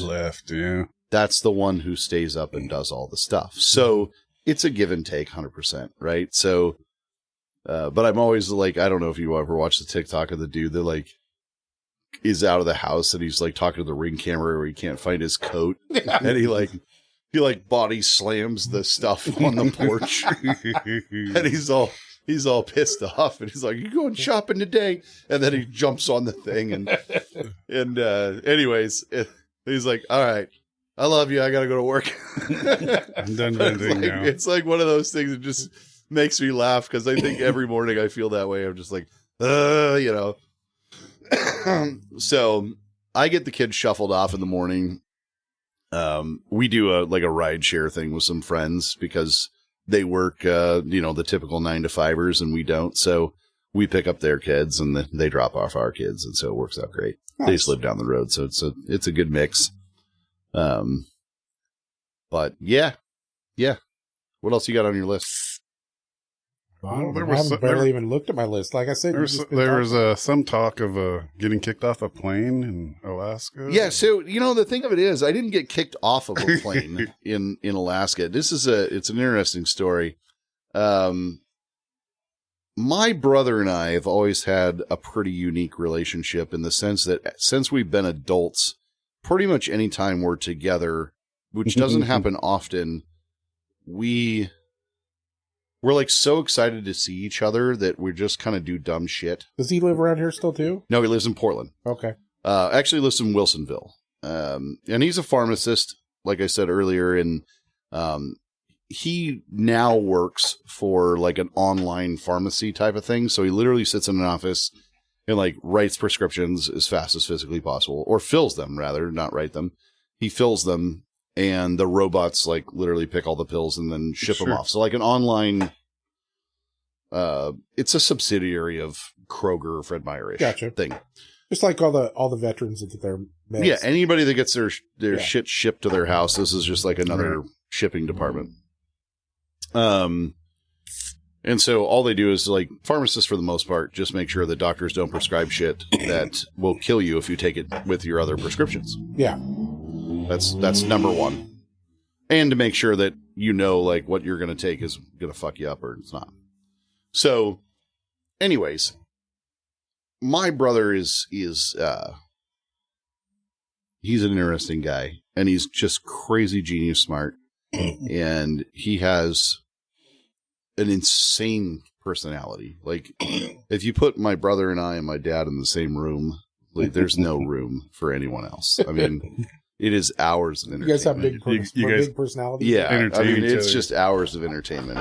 And so, I've only talked to your dad a couple times, so I mean, he seemed like a nice dude, and he seemed like he's pretty funny. Yeah, I mean, you might have just met. It depends on the guy you meet, right? So, like, it takes a while to peel that onion. If you're talking to Green Beret, then you're talking to a different guy. He has some layers to him. But best dad ever, absolutely. So. But anytime my brother and I are in the same room or together, it's like, it's a guarantee that like everyone's going to be upset with us to a certain degree. So we spent quite a few years fishing in Alaska, and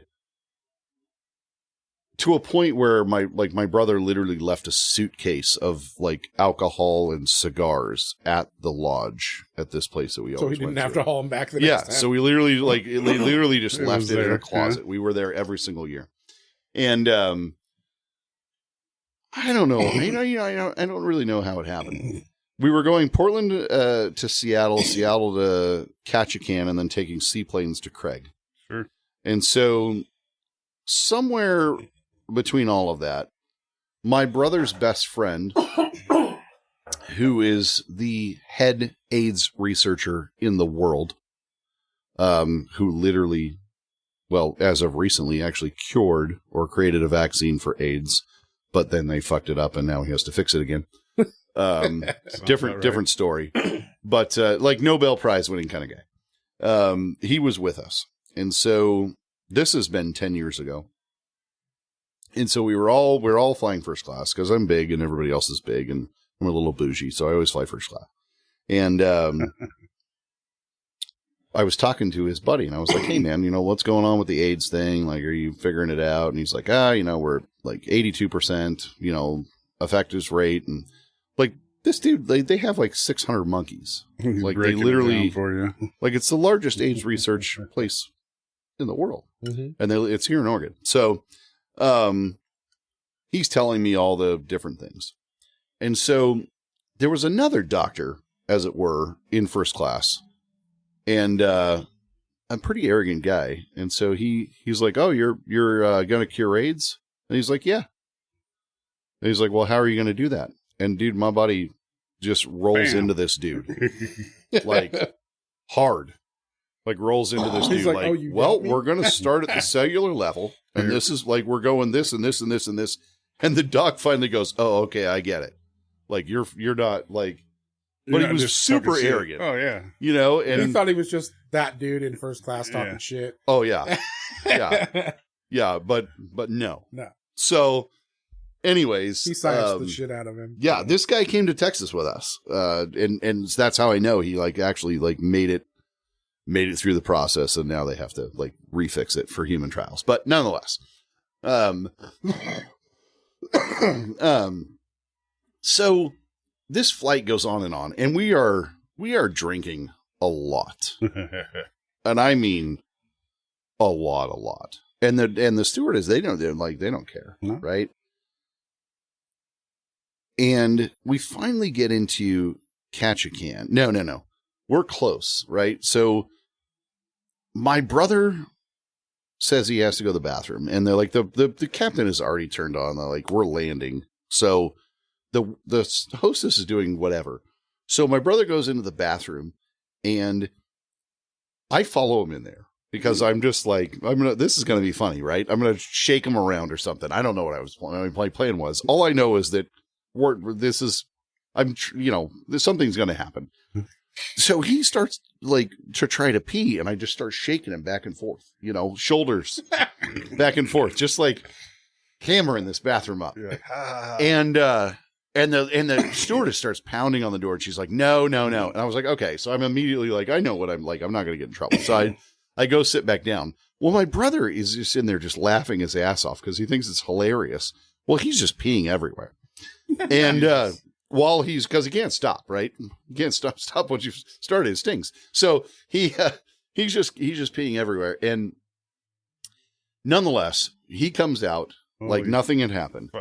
So the doctor that was all super snooty at the beginning he's taken his shoes off on the plane, because that's what you do when you sit in first class. Apparently, if you're an arrogant asshole, you take your shoes off. So he walks in there, socks into the piss. And all you could hear after you heard the door click was, what the fuck?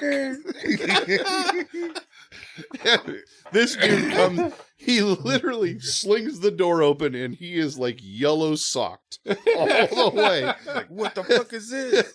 And so, and I, at this point, my brother and I are dying. Just up. I don't care who this guy is. I'm literally tears are running down my face. And, oh my God. So we're flying into Ketchikan, and the plane banks to the right, and an entire solid stream of piss comes from under the door. Under the door.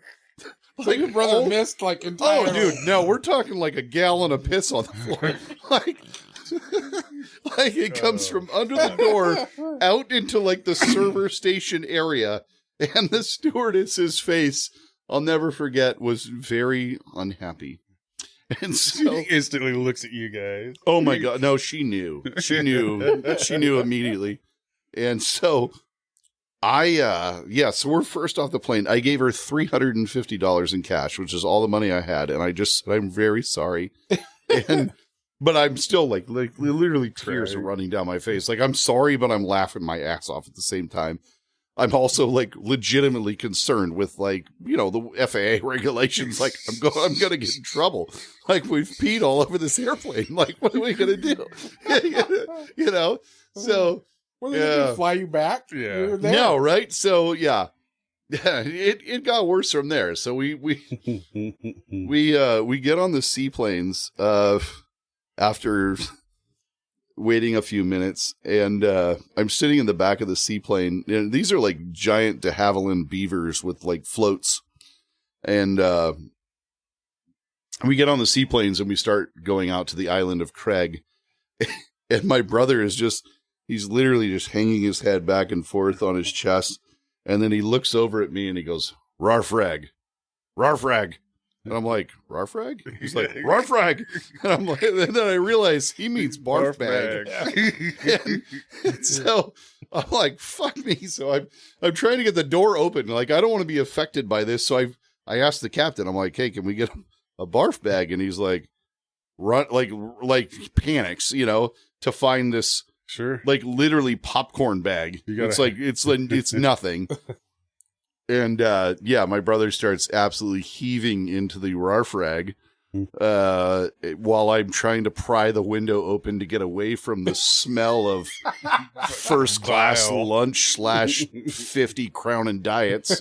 And, yep. On the way home from the trip, as it were, the same stewardess was in first class. She looks at you. She's like, no, you guys are not allowed. She was, I can't believe it was the same stewardess. Like, I literally, like, stopped in my tracks. And she goes, are we going to have any problems? And I said, no, ma'am. And, like, no one ordered a drink on the way home. Like, no one. Like, I almost refused food. I was afraid to, like, ask her to do anything. Because I know she had to, like, someone mopped up the pee. Like, Oh, God. Oh, my God, dude. That's hilarious. That is funny. Yep. So, that's how Alaska fishing went that one time. That's badass. That's a lot of time going up to Alaska and fishing. Yes, here's the thing about fishing in Alaska is it's not actually fishing. You just put your pole in the water and then you have a fish on. It's kind of like at the fair where you get the magnetic pole and a fish grabs it. Yeah. Alaska fishing is like literally not fishing at all. It's so incredibly like rich with fish. You limit out every single day. That was like salmon up there or whatever. Well, so yeah, you get you can get 24 coho a day for 4 guys. And then you get your lings, you get your snappers, you get your halibut, sea bass. So you guys were going out to sea and everything then. Yeah, so you kind of start in the like, I don't know what you would even call it. Just like the bay areas, and then you go out to open water. Because I've been halibut fishing up there, but that's a little bit more work than like you're saying. Where it depends on the captain, yeah. So or the pole. So like halibut fishing in Alaska is somewhere between like 450 to 600 feet. Yeah, it's deep. So and you've got a huge bit of weight on there, so you're reeling for a long time. And God help you if you get something on, because you've got quite a bit of reeling to go. My brother still holds the group record anyways. He hit a 198 pound. Holy shit, Hallie. That's a big one. Yeah, I was like hog-tied it to get it in the boat. It was damn near 5-footer. Yeah, it was, well, maybe even longer. It was 6 foot. It was a big halibut. When we were getting all the cohos, he got a 98 pounder on a salmon rod. When we were getting the cohos, and man, that sucker, talk about being on a salmon rod. I mean, the thing was like literally like touching the reel. Like, jeez, pretty crazy. That's good. The lingcod's probably my favorite as far as like taste for fish is concerned, but it's pretty legit, dude. You bring all the excellent fish tacos. I mean, they bring all of it back.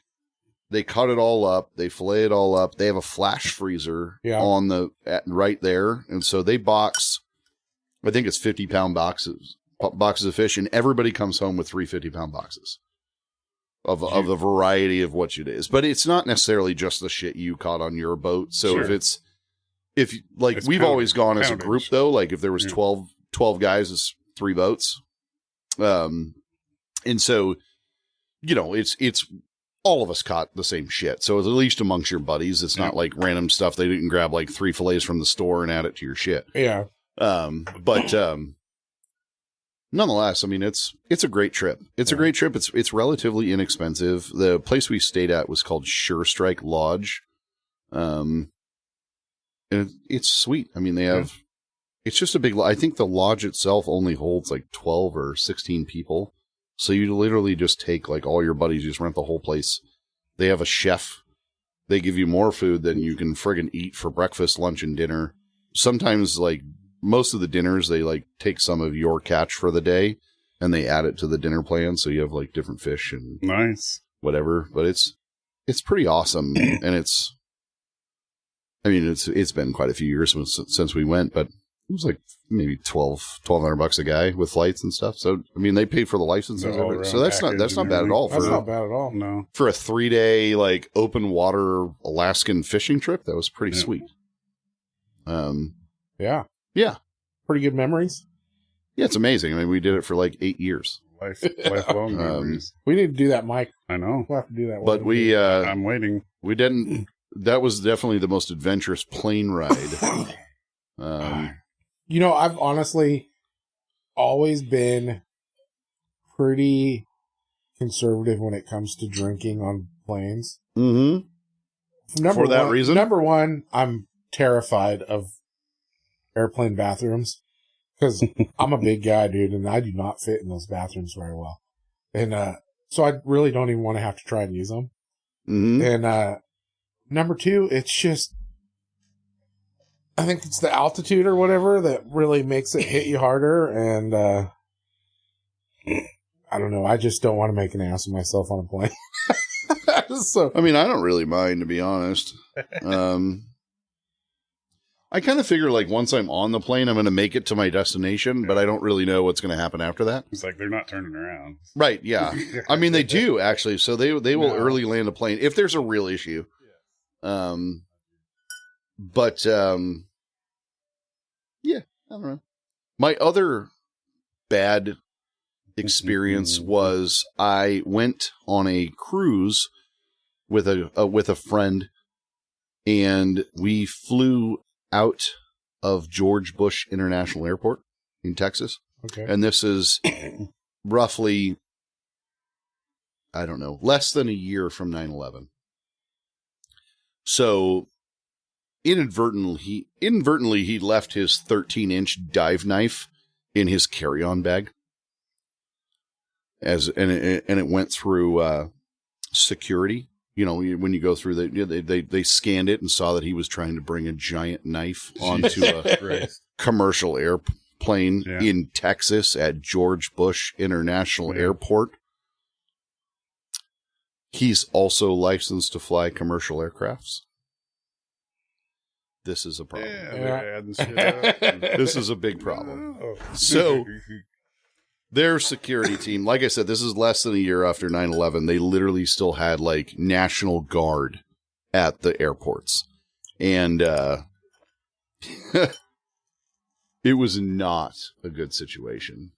And they strip him down. They didn't strip him down, but it was not a good situation. And so they inevitably, I thought he was going to miss the plane, but he didn't. But they said they would send him a ticket somewhere between $10,000 and $100,000. Holy shit! Sure. And I think he ended up he had an online judge hearing type of thing, and it was like $2,000 or $3,000 still to pay that ticket for leaving his dive knife in his carry-on. Holy crap! But at that time, it was the whole you should not only better. Yeah, well, dude, you got a knife and you can fly the plane. This is not a good situation. This is not a good situation. Holy crap! You're in deep shit. This is not a good spot.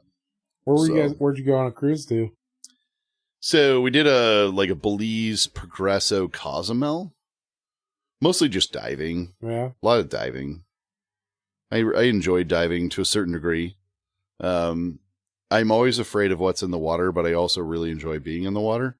Because everything in the water is you're in their zone. Yeah. So when you see sharks, you're not going to swim away from one. If they want to screw with you, they're gonna.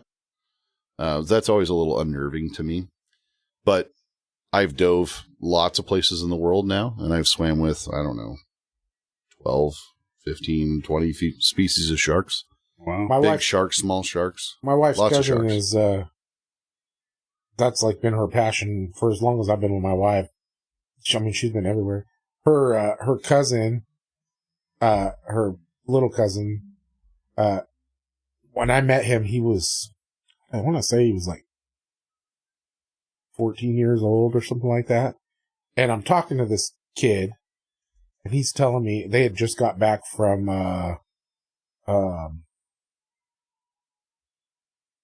where's the place people go to dive that's crazy? It's islands. Roatan? No. Belize? There's nobody lives there. It's just an island where people go to dive. I don't know.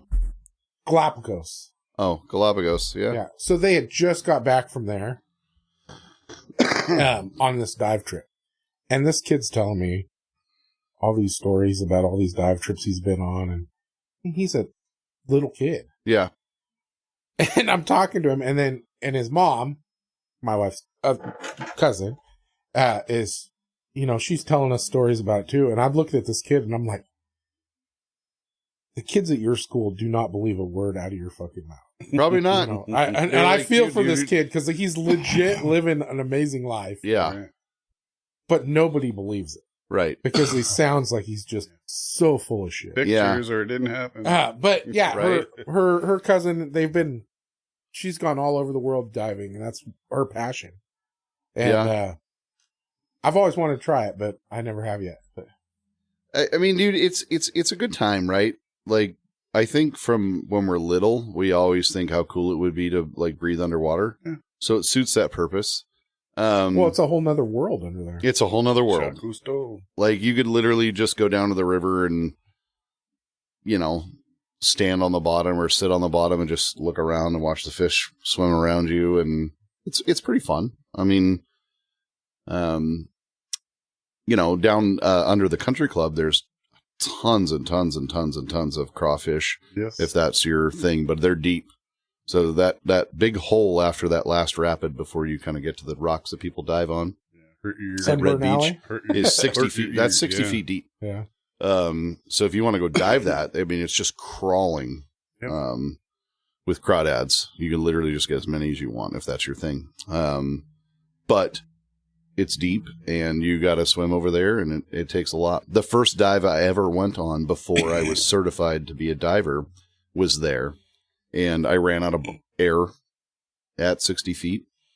But I knew, like, I could go over to my buddy's tank and grab his octopus, because you have two regulators basically on your tank in case something like that happens. And I grabbed his octopus, and then I sucked some stuff off of his tank, and then we air off his tank, and then we just kind of went up, and mine was empty, and I went and got another one. And that's cool. But if you panic... Yeah. And you shoot to the surface, oh yeah, you're in trouble. Yeah. And the deeper you get, the worse it gets. So Belize Blue Hole was my deepest dive, which was 149 feet. I wish I'd have gone 150 just to say I did. Sure. But the water was 79 degrees at 149. That's crazy. Yeah. So it was we talk about like warm water. And there were two huge bull sharks cruising around right there with you. And I had my eye on them. But I bet. Once you get back to the top of the hole, you're still about 35 or so feet before you get to the boat. And you have a half an hour basically to sit there and wait because you're literally breathing out. Regulating. Yeah. You're trying to regulate to get to where you can go back up. Without fucking yeah, so you don't end up in a hyperbaric chamber. So, anyways, we're just sitting there, and the sharks just circle. Half an hour, just literally, and you have to swim through the sharks basically to get back into the boat. And so it's nerve-wracking. Yeah, it's nerve-wracking to say the least. Adrenaline. But Belize was all like that. So every single dive we saw sharks. Every dive. I was pretty nervous my first dive. I was like, are we going to see sharks? And I roll off the boat, and there's a nurse shark right under me. Like, literally. It seemed like right under me, but visibility, like, is 100 feet. Yeah. It's incredible. So, yeah, that's why a lot of people think, like, Belize, Roatan, those types of places are some of the best diving in the world. That's awesome. There's clearer waters, but they don't have anything in them. Yeah.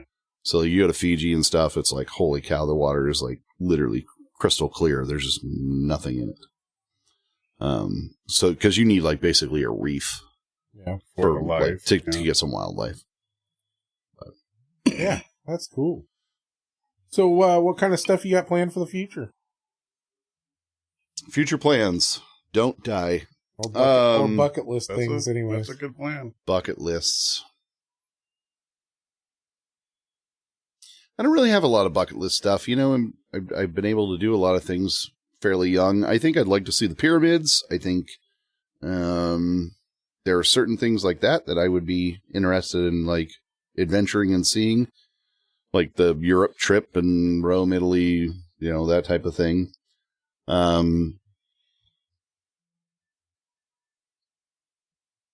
Otherwise, I don't have a ton of bucket list things. I'm a big bucket list person. Mm-hmm. So anytime something comes up like, hey, do you want to go on an air balloon ride? Like hot air balloon? I'm like, yep, we're doing that. And you immediately start and then making plans. Like, you want to go dive the blue hole? Yep, we're doing that. You want to like fly airplanes? You want to? Like, I'm always like into the next like life adventure. So I'm huge on life experiences. So I've done a ton of stuff. That's awesome. Over the years. What are some of your favorite things? Flying in P-51s for sure. Wow. Super cool. I mean, it just gives you no. But it gives you like a total like immersive experience of what that would have felt like. Especially with the right pilot. That was a really neat experience. I think diving the blue hole was a neat experience. Standing at ground zero. Yeah. Was a neat experience. Pretty surreal. Oh yeah. Big time. Going through that tour.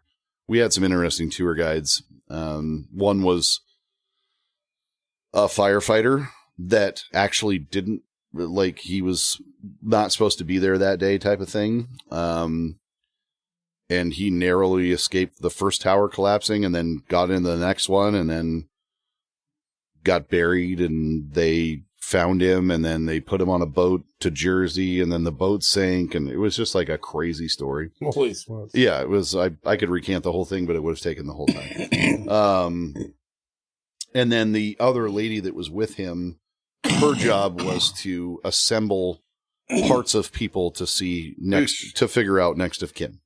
Wow. That's a horrible job. Oh, it was a horrible job. So, you know, it was such a big thing. It was so impactful. And so to go through that and then meet these people, part of the reason that they do their tours and all their things is like, that's therapeutic for them. They keep telling the same story over and over again so they could stop telling it to themselves in their head.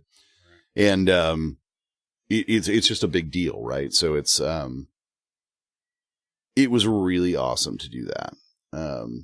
But, you know, Statue of Liberty, I mean, all the different things, the Grand Canyon, I thought would have fences. It doesn't. Oh.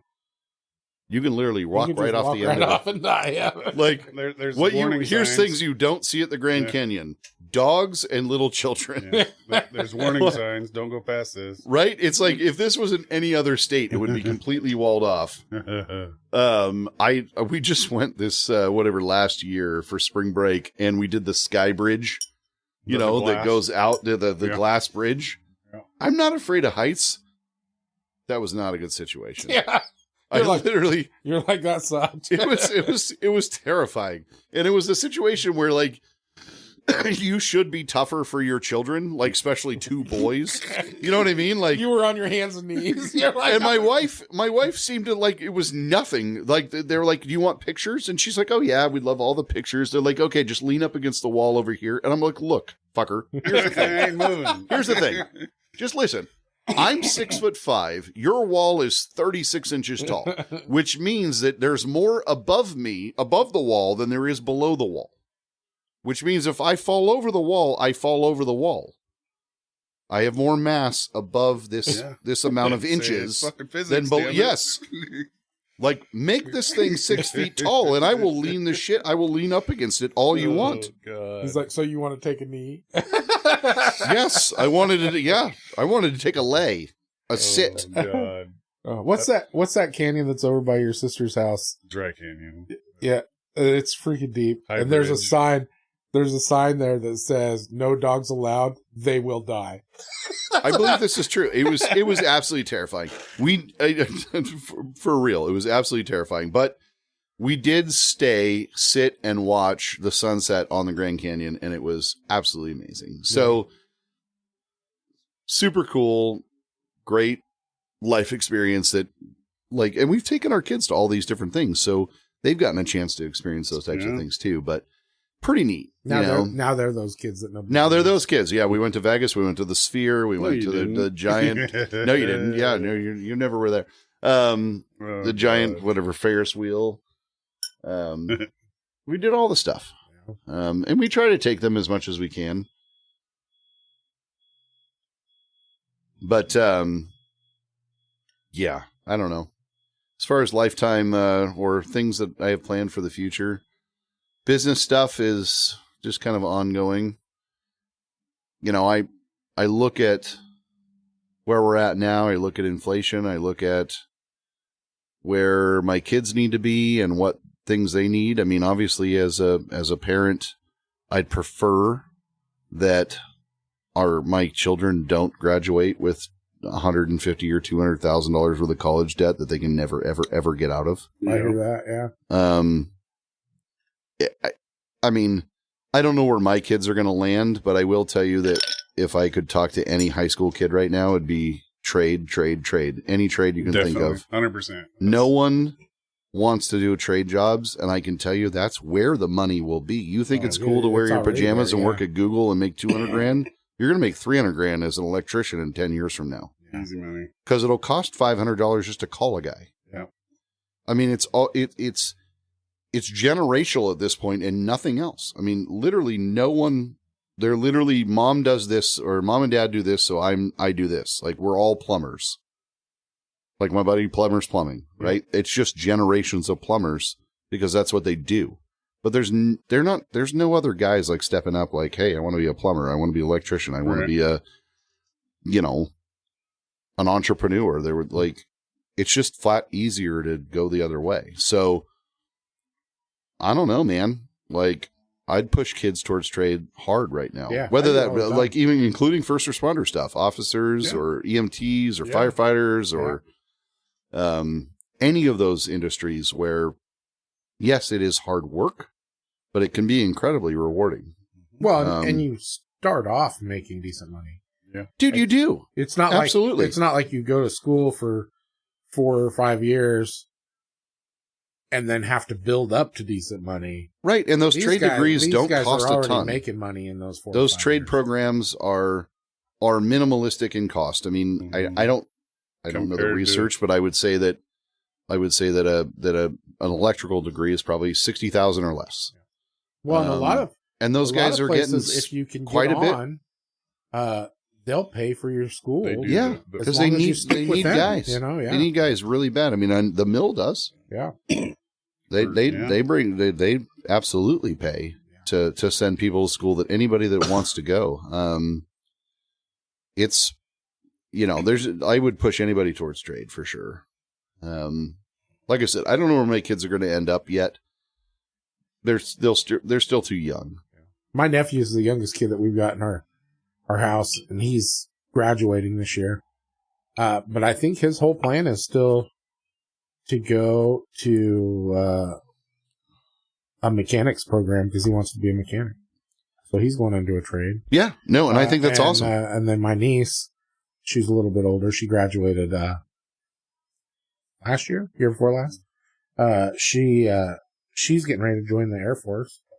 So, well, and I'm not saying there isn't room for everything, but I feel like the generation of myself that were able to like go out and create a business and be successful, that seems to kind of die. It's been dying for a long time. I'm not saying that you can't go out and create businesses now. I'm just saying that it's a different way to do it now. Mm-hmm. There's a lot more technology now. It's not just a brick and mortar business that people are going to walk into and support.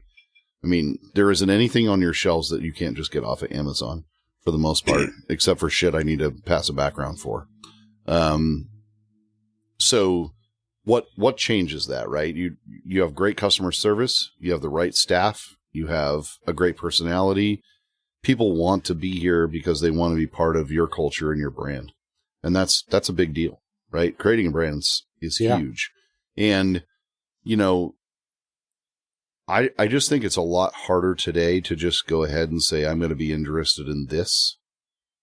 I work in food and beverage. Like food and beverage has been around since the dawn of time. Yeah, and it always will be. And so, it's the second oldest trade.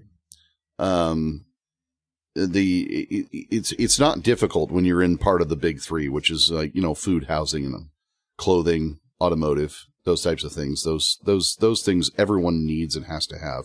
The next one now, of course, would be cell phones, but you can't just go be a business or entrepreneur nowadays. You can't just say, hey, I think this is cool. There's a lot to it. There's a lot to it. And thinking it's cool and making money at it are two different things. I mean, I've seen plenty of people that love to make pies that go broke real fast making pies. It's because their friends all say they have the best pies until it becomes a job. And so, put the effort in and the labor. I'm really torn between. I like pies. Pushing. You can have them. I'm really torn between pushing my kids towards a job with a boss and what I have, which is no boss, but a hell of a job. And so it's tough for me. Because the dad in me wants the most amount of security possible. So I'm like, Jesus, dude, just go be a cop, go be anything. Just go do something where somebody else pays you and you're not the last guy standing at the end of the day. Yeah. And yes, that says you have this X amount of income and you're going to live at this budget. And that's, and if you have a wife and she works at this is the extent of your lifestyle, which I don't live in that world. I live in a world where if I need a raise, I go create one.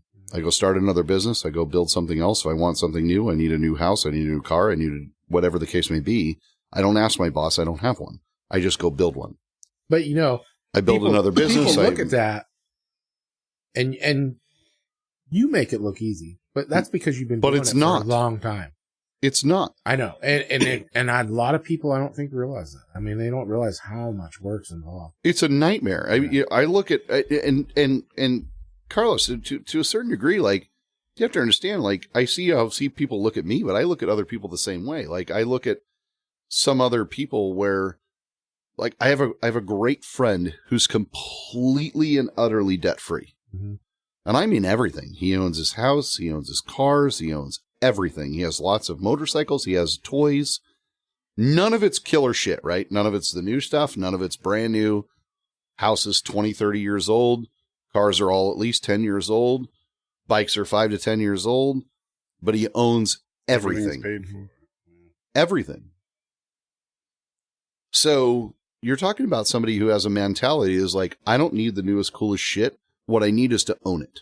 Yeah. Yeah, that's and it took me a while to figure out it's a lot cooler to own a 10-year-old pickup than it is to have $1,000 payment on a brand new one. Yeah, no doubt. You know what I mean? Mm-hmm. It took me, like, I learned that lesson from that guy.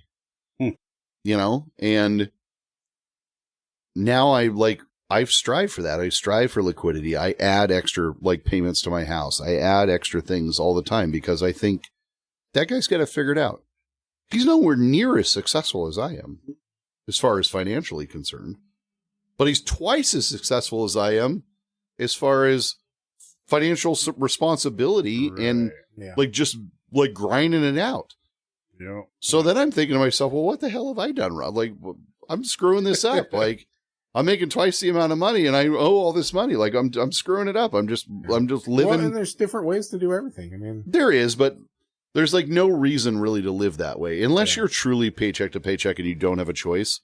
Like you, and a lot of people don't because the cost of living right now is holy shit. But you should like be, it's my opinion that if you have extra money, you shouldn't go out and do something with it if you have a debt to pay.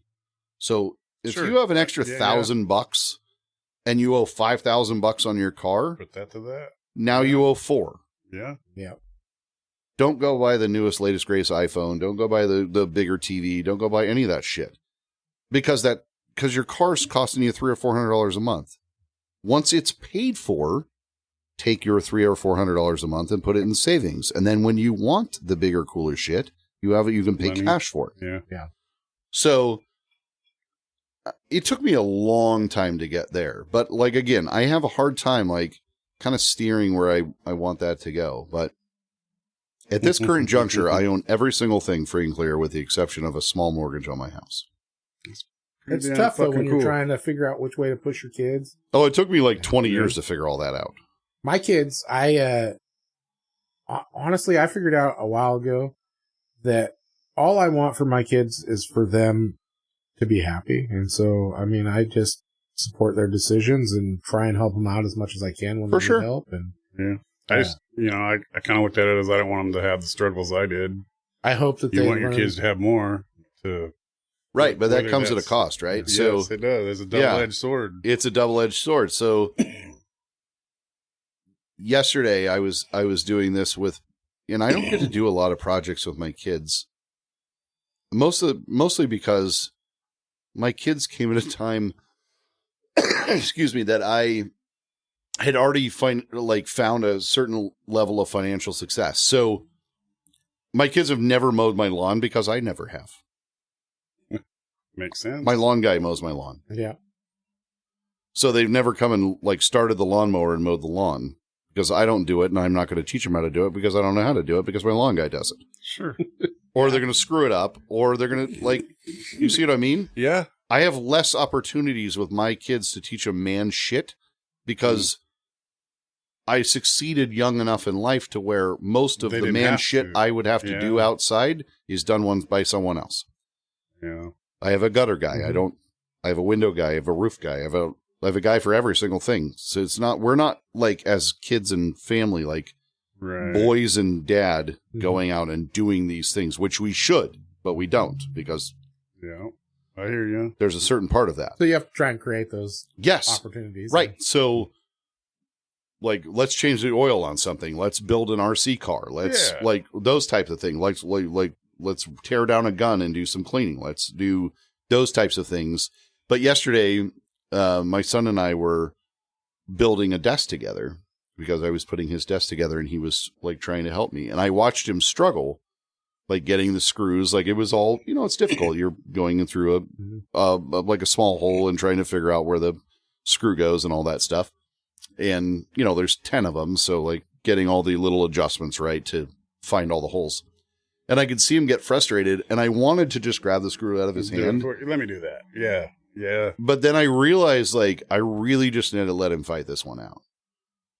And he did, and he got it, and it wasn't a big deal. And it literally took an extra, 15 seconds. But in my brain, I was going crazy. Yeah, right? Because I'm I want this to be done. I want to be done with this project, and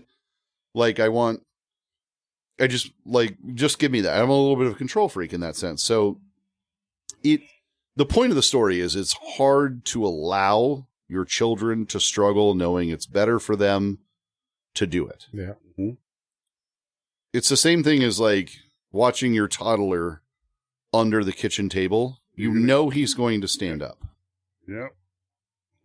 And you could say, hey, don't do that. But he's going to stand up and he's going to hit his head. It's a guarantee. It's a natural consequence. So I've been trying to, as I get older, believe more in natural consequence in the sense that, for instance, my son just the other day left his laptop on the floor. He hopped out of bed, realized it was there, but had enough forward momentum to stop quickly enough to then run his head through the wall.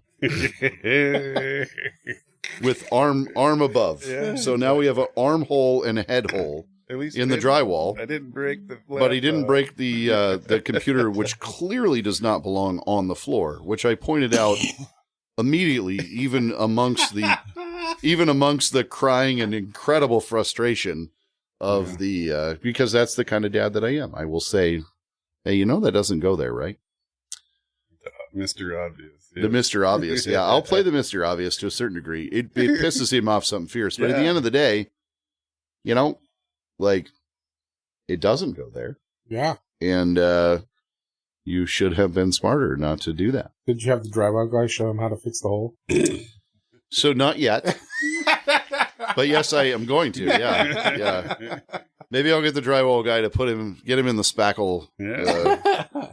I don't know what I'm going to do. Oh, geez. I don't know. At least let him. That's part of the problem, right? So you when you cure all the problems and I understand. It's a double-edged sword. Because it's a double-edged sword. You want what's best for them, but you also want them to know the difference, and it's hard for them to figure it out. And then you also have the aspect of it of how much is this going to affect me? You know, me. You're like, how much effort am for I sure. gonna put So in now? there's a certain side to it where you're like, I don't have time for this shit. yeah. Right? So there's that. But you, like, at the end of the day, I do have time for this shit. The point is I don't want to spend time on this shit. Yeah. I got other shit. What to we spend I can mow time my on. Mike own and I were lawn. just I can talking about spackle this. my own wall. I can fix my own drywall. I can do all my own Yeah. shit. The difference is I'm There's a doing reason well why I enough. don't do it, I have yeah. another guy that can do it, and he does a better job than I do.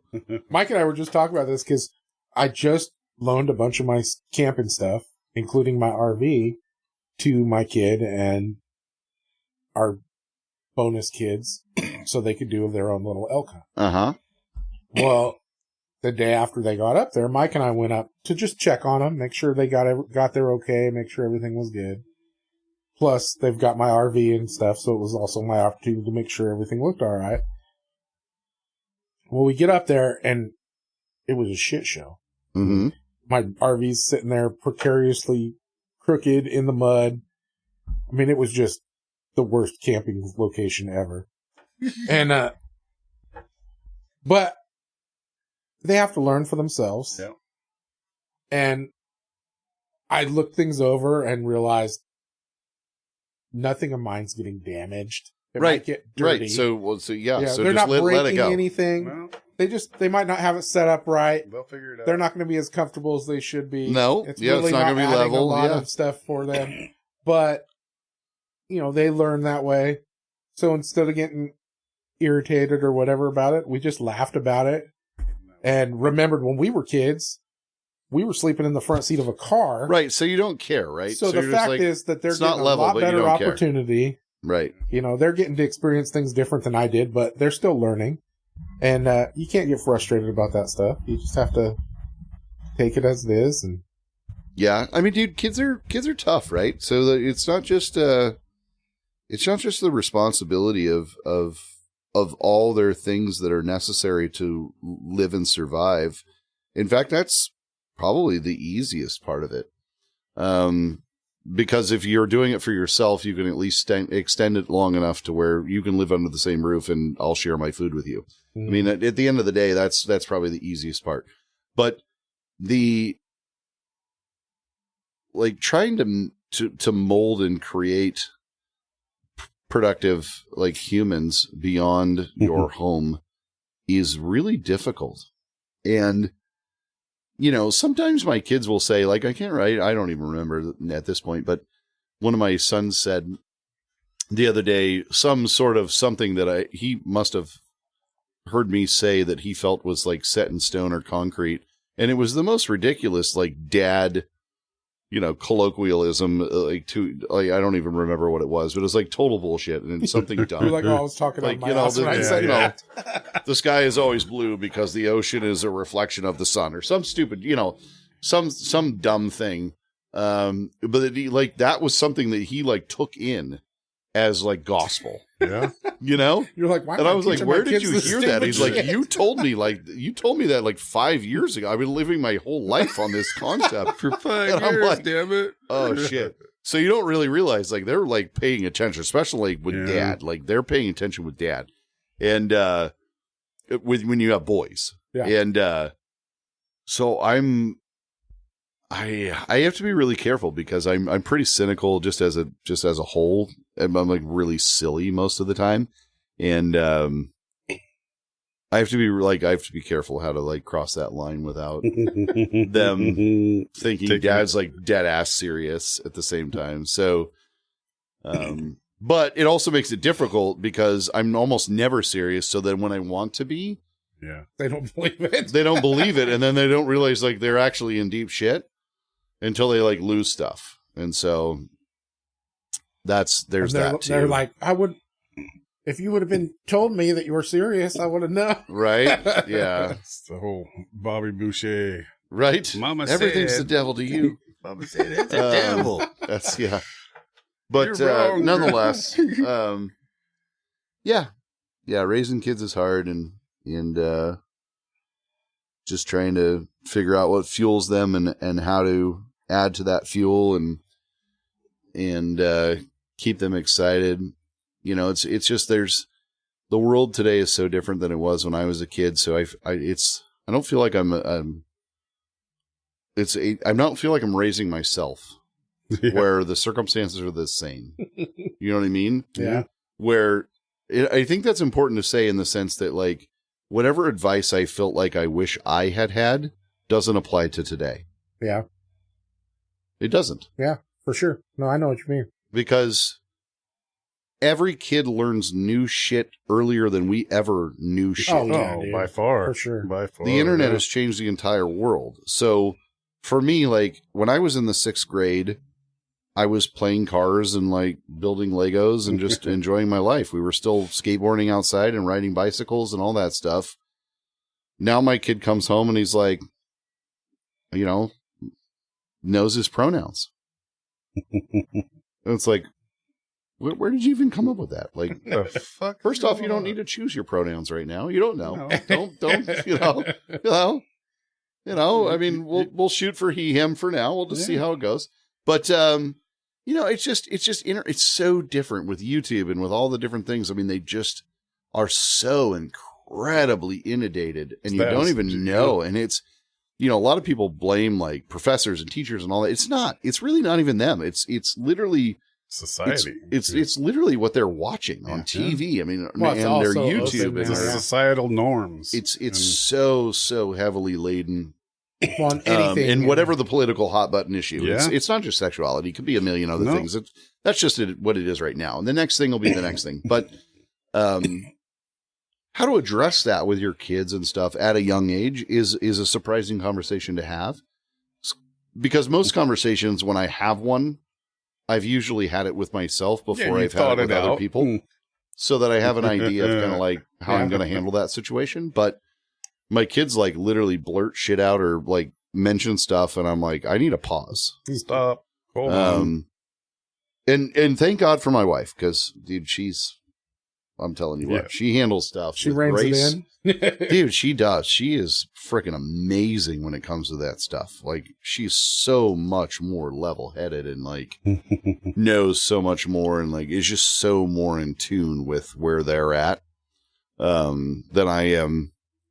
Like, and that's great. That's why it takes a husband and a wife or an army or a village or whatever they say. But I lose I have a shorter fuse when it comes to my kids, and I'm very blunt about the way I say things, and I don't sugarcoat things. So. Yeah, so I am too, but I don't think that's actually a positive trait. Well, that's what I'm saying. So the female stance actually makes a huge difference. I mean, there's lots of times I'll say stuff to the kids and whatnot, and then afterwards she'll be like, "That was kind of hard. You probably need to apologize to him a little bit." You know? There's a reason why kids want mom when they're sick, right? Because sick means mom's gonna like coddle to a certain degree and go, "Oh, I'm sorry, you're not feeling well." And like dads are more like, "Sucks to be you," right? Mm-hmm. It's like, "Oh man, my nose is running." Yeah, sucks to be you. I'm sorry. It's funny because my daughters are both. Chuck them a roll of like toilet paper and be like, "Yeah, we're not doing like if you're gonna blow your nose a lot, I'm not wasting Kleenex on that. We'll just roll the toilet paper. Here you go." It's funny now, but that's what it is, right? That like the kids know. Yeah, they know mom's the shit, right? Like when we have real problems, mom's where we need to go. If we have real problems, then we talk to dad. Yeah. My kids, both my daughters and my son are all grown now, and they're all. My oldest daughter started a family of her own. I got 3 grandkids and right. But what's funny is my kids are me. Oh, dude, yeah. Like they're like my oldest daughter. Her husband complains about her lack of compassion for him. Sure. like he'll be sick and she'll be telling him to freaking suck it up and he can get over it. Figure it out. I don't got time for this. Yeah. It's just funny that, you know, now my daughter's biggest complaint to me is that they are so much like me that their significant others get mad at them. Sure. Yeah. I was like, well, they'll get over it. You know, I pretty much live in a world where I'm not really allowed to be sick unless I'm dead. Like I need to get up and take care of my responsibilities. Well, yeah, you have to. Who else is going to do it? Well, I mean, that's the same for the wife, right? So like you got to get up and get your shit done, and then you can die once the kids go to school, type of thing. But it's tough, like I said, when you're an adult, it's tough, and there's a lot of years to do it, like almost all of them. I think the kids, had I known, I would have. I mean, even at 45, I think I could move downstairs at mom and dad's before they'd know I was there for a while. Well, you waited a long time to start a family because your kids are still young. I waited till I was like 30. I mean, dude, I was lots. Here's the thing: I'm not a wing it guy.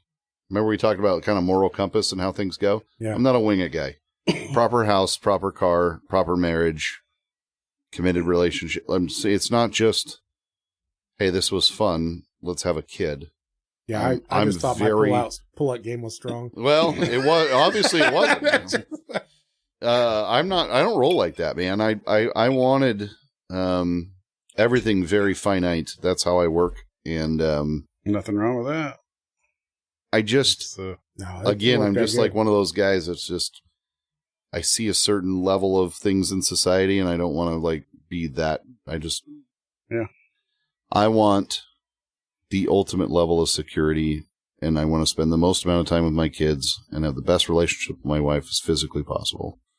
And that's what I strive for every day. Yeah. Well, you seem like you're doing a good job, man.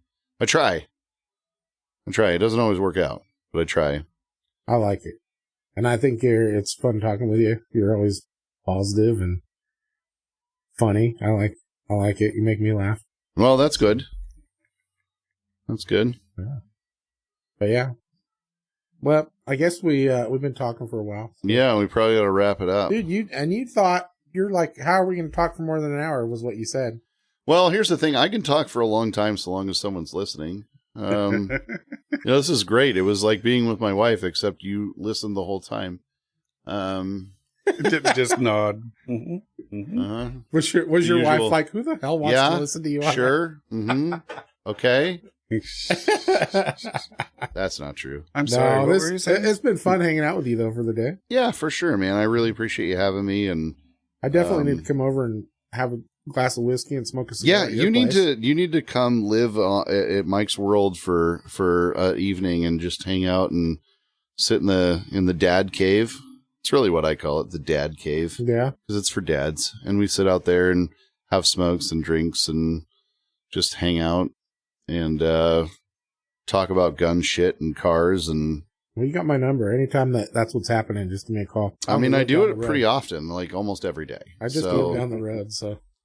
I know. This is such a weird thing that you live down the road and that we haven't made this happen. But I lived down the road from Rob forever, too, and I never did it at Rob's house either. Yeah, we don't. I mean, he's he chose to leave. Yeah. He chose to leave the group. I would see him more if he didn't live, 100 miles out of the way. 100 miles? He has a runway at his house. He can fly to work. It takes him 5 minutes. It takes me 3 hours to get there. Oh, that's funny, dude. Oh, but yeah, I hope you had a good time hanging out with us. I did, man. It was nice meeting Mike as well. It was cool as hell meeting you and talking with you and listening. I enjoyed the hell out of it. He doesn't think you're a douche anymore. Anymore. Never even. I want to read the previous report. Yeah. It's on record. No, I appreciate you coming on the show, dude. I had fun hanging out with you. And, yeah, for sure. Learned a lot more about you. Now I know all about your history. Yeah. Mm-hmm. Mm-hmm. Now you can, when the ATF comes over to check my backgrounds, you'll be like, dude, this guy. Total upstanding citizen. No, you're going to want to look at these ones. These 12 here, we're going to want to look at those 12. Yeah. Oh, I'll tell you what, if the ATF's ever trying to want to look at some stuff, they're going to stay away from Douglas County. Because, I mean, this place. Yeah, they would keep them busy for a bit. Well, don't they? I mean, they literally just call and be like, hey, pull up these 4, send it to us, and you're done. That's your audit, right? Or is it worse than that? No, I've only ever had them visit. Had an audit one time. Oh, I thought they audit every year just as, like, in good faith. No. Really, the only time they contact me is if somebody reports something stolen. Yeah. No, copy that. And then they have me pull up the paperwork from per item, the sale of that item, and that's it. But otherwise, they leave us alone. So, anyways, I'm going to wrap it up. Okie dokie. Thank you again, Mike. It's always good to hang out with you too. Well, I guess you're both Mike today. Mikes. The Mikes. Plural. Mike and Mike. Mike and Mike. It's like, yeah. it's Mike like and Mike. Candy. Yeah. Except just all the green ones or just all the yellows? So you go ahead and go which first. one is Mike and which one is Ike? That's a good question. We'll figure that out later. All right. You guys have a good one. And everyone else.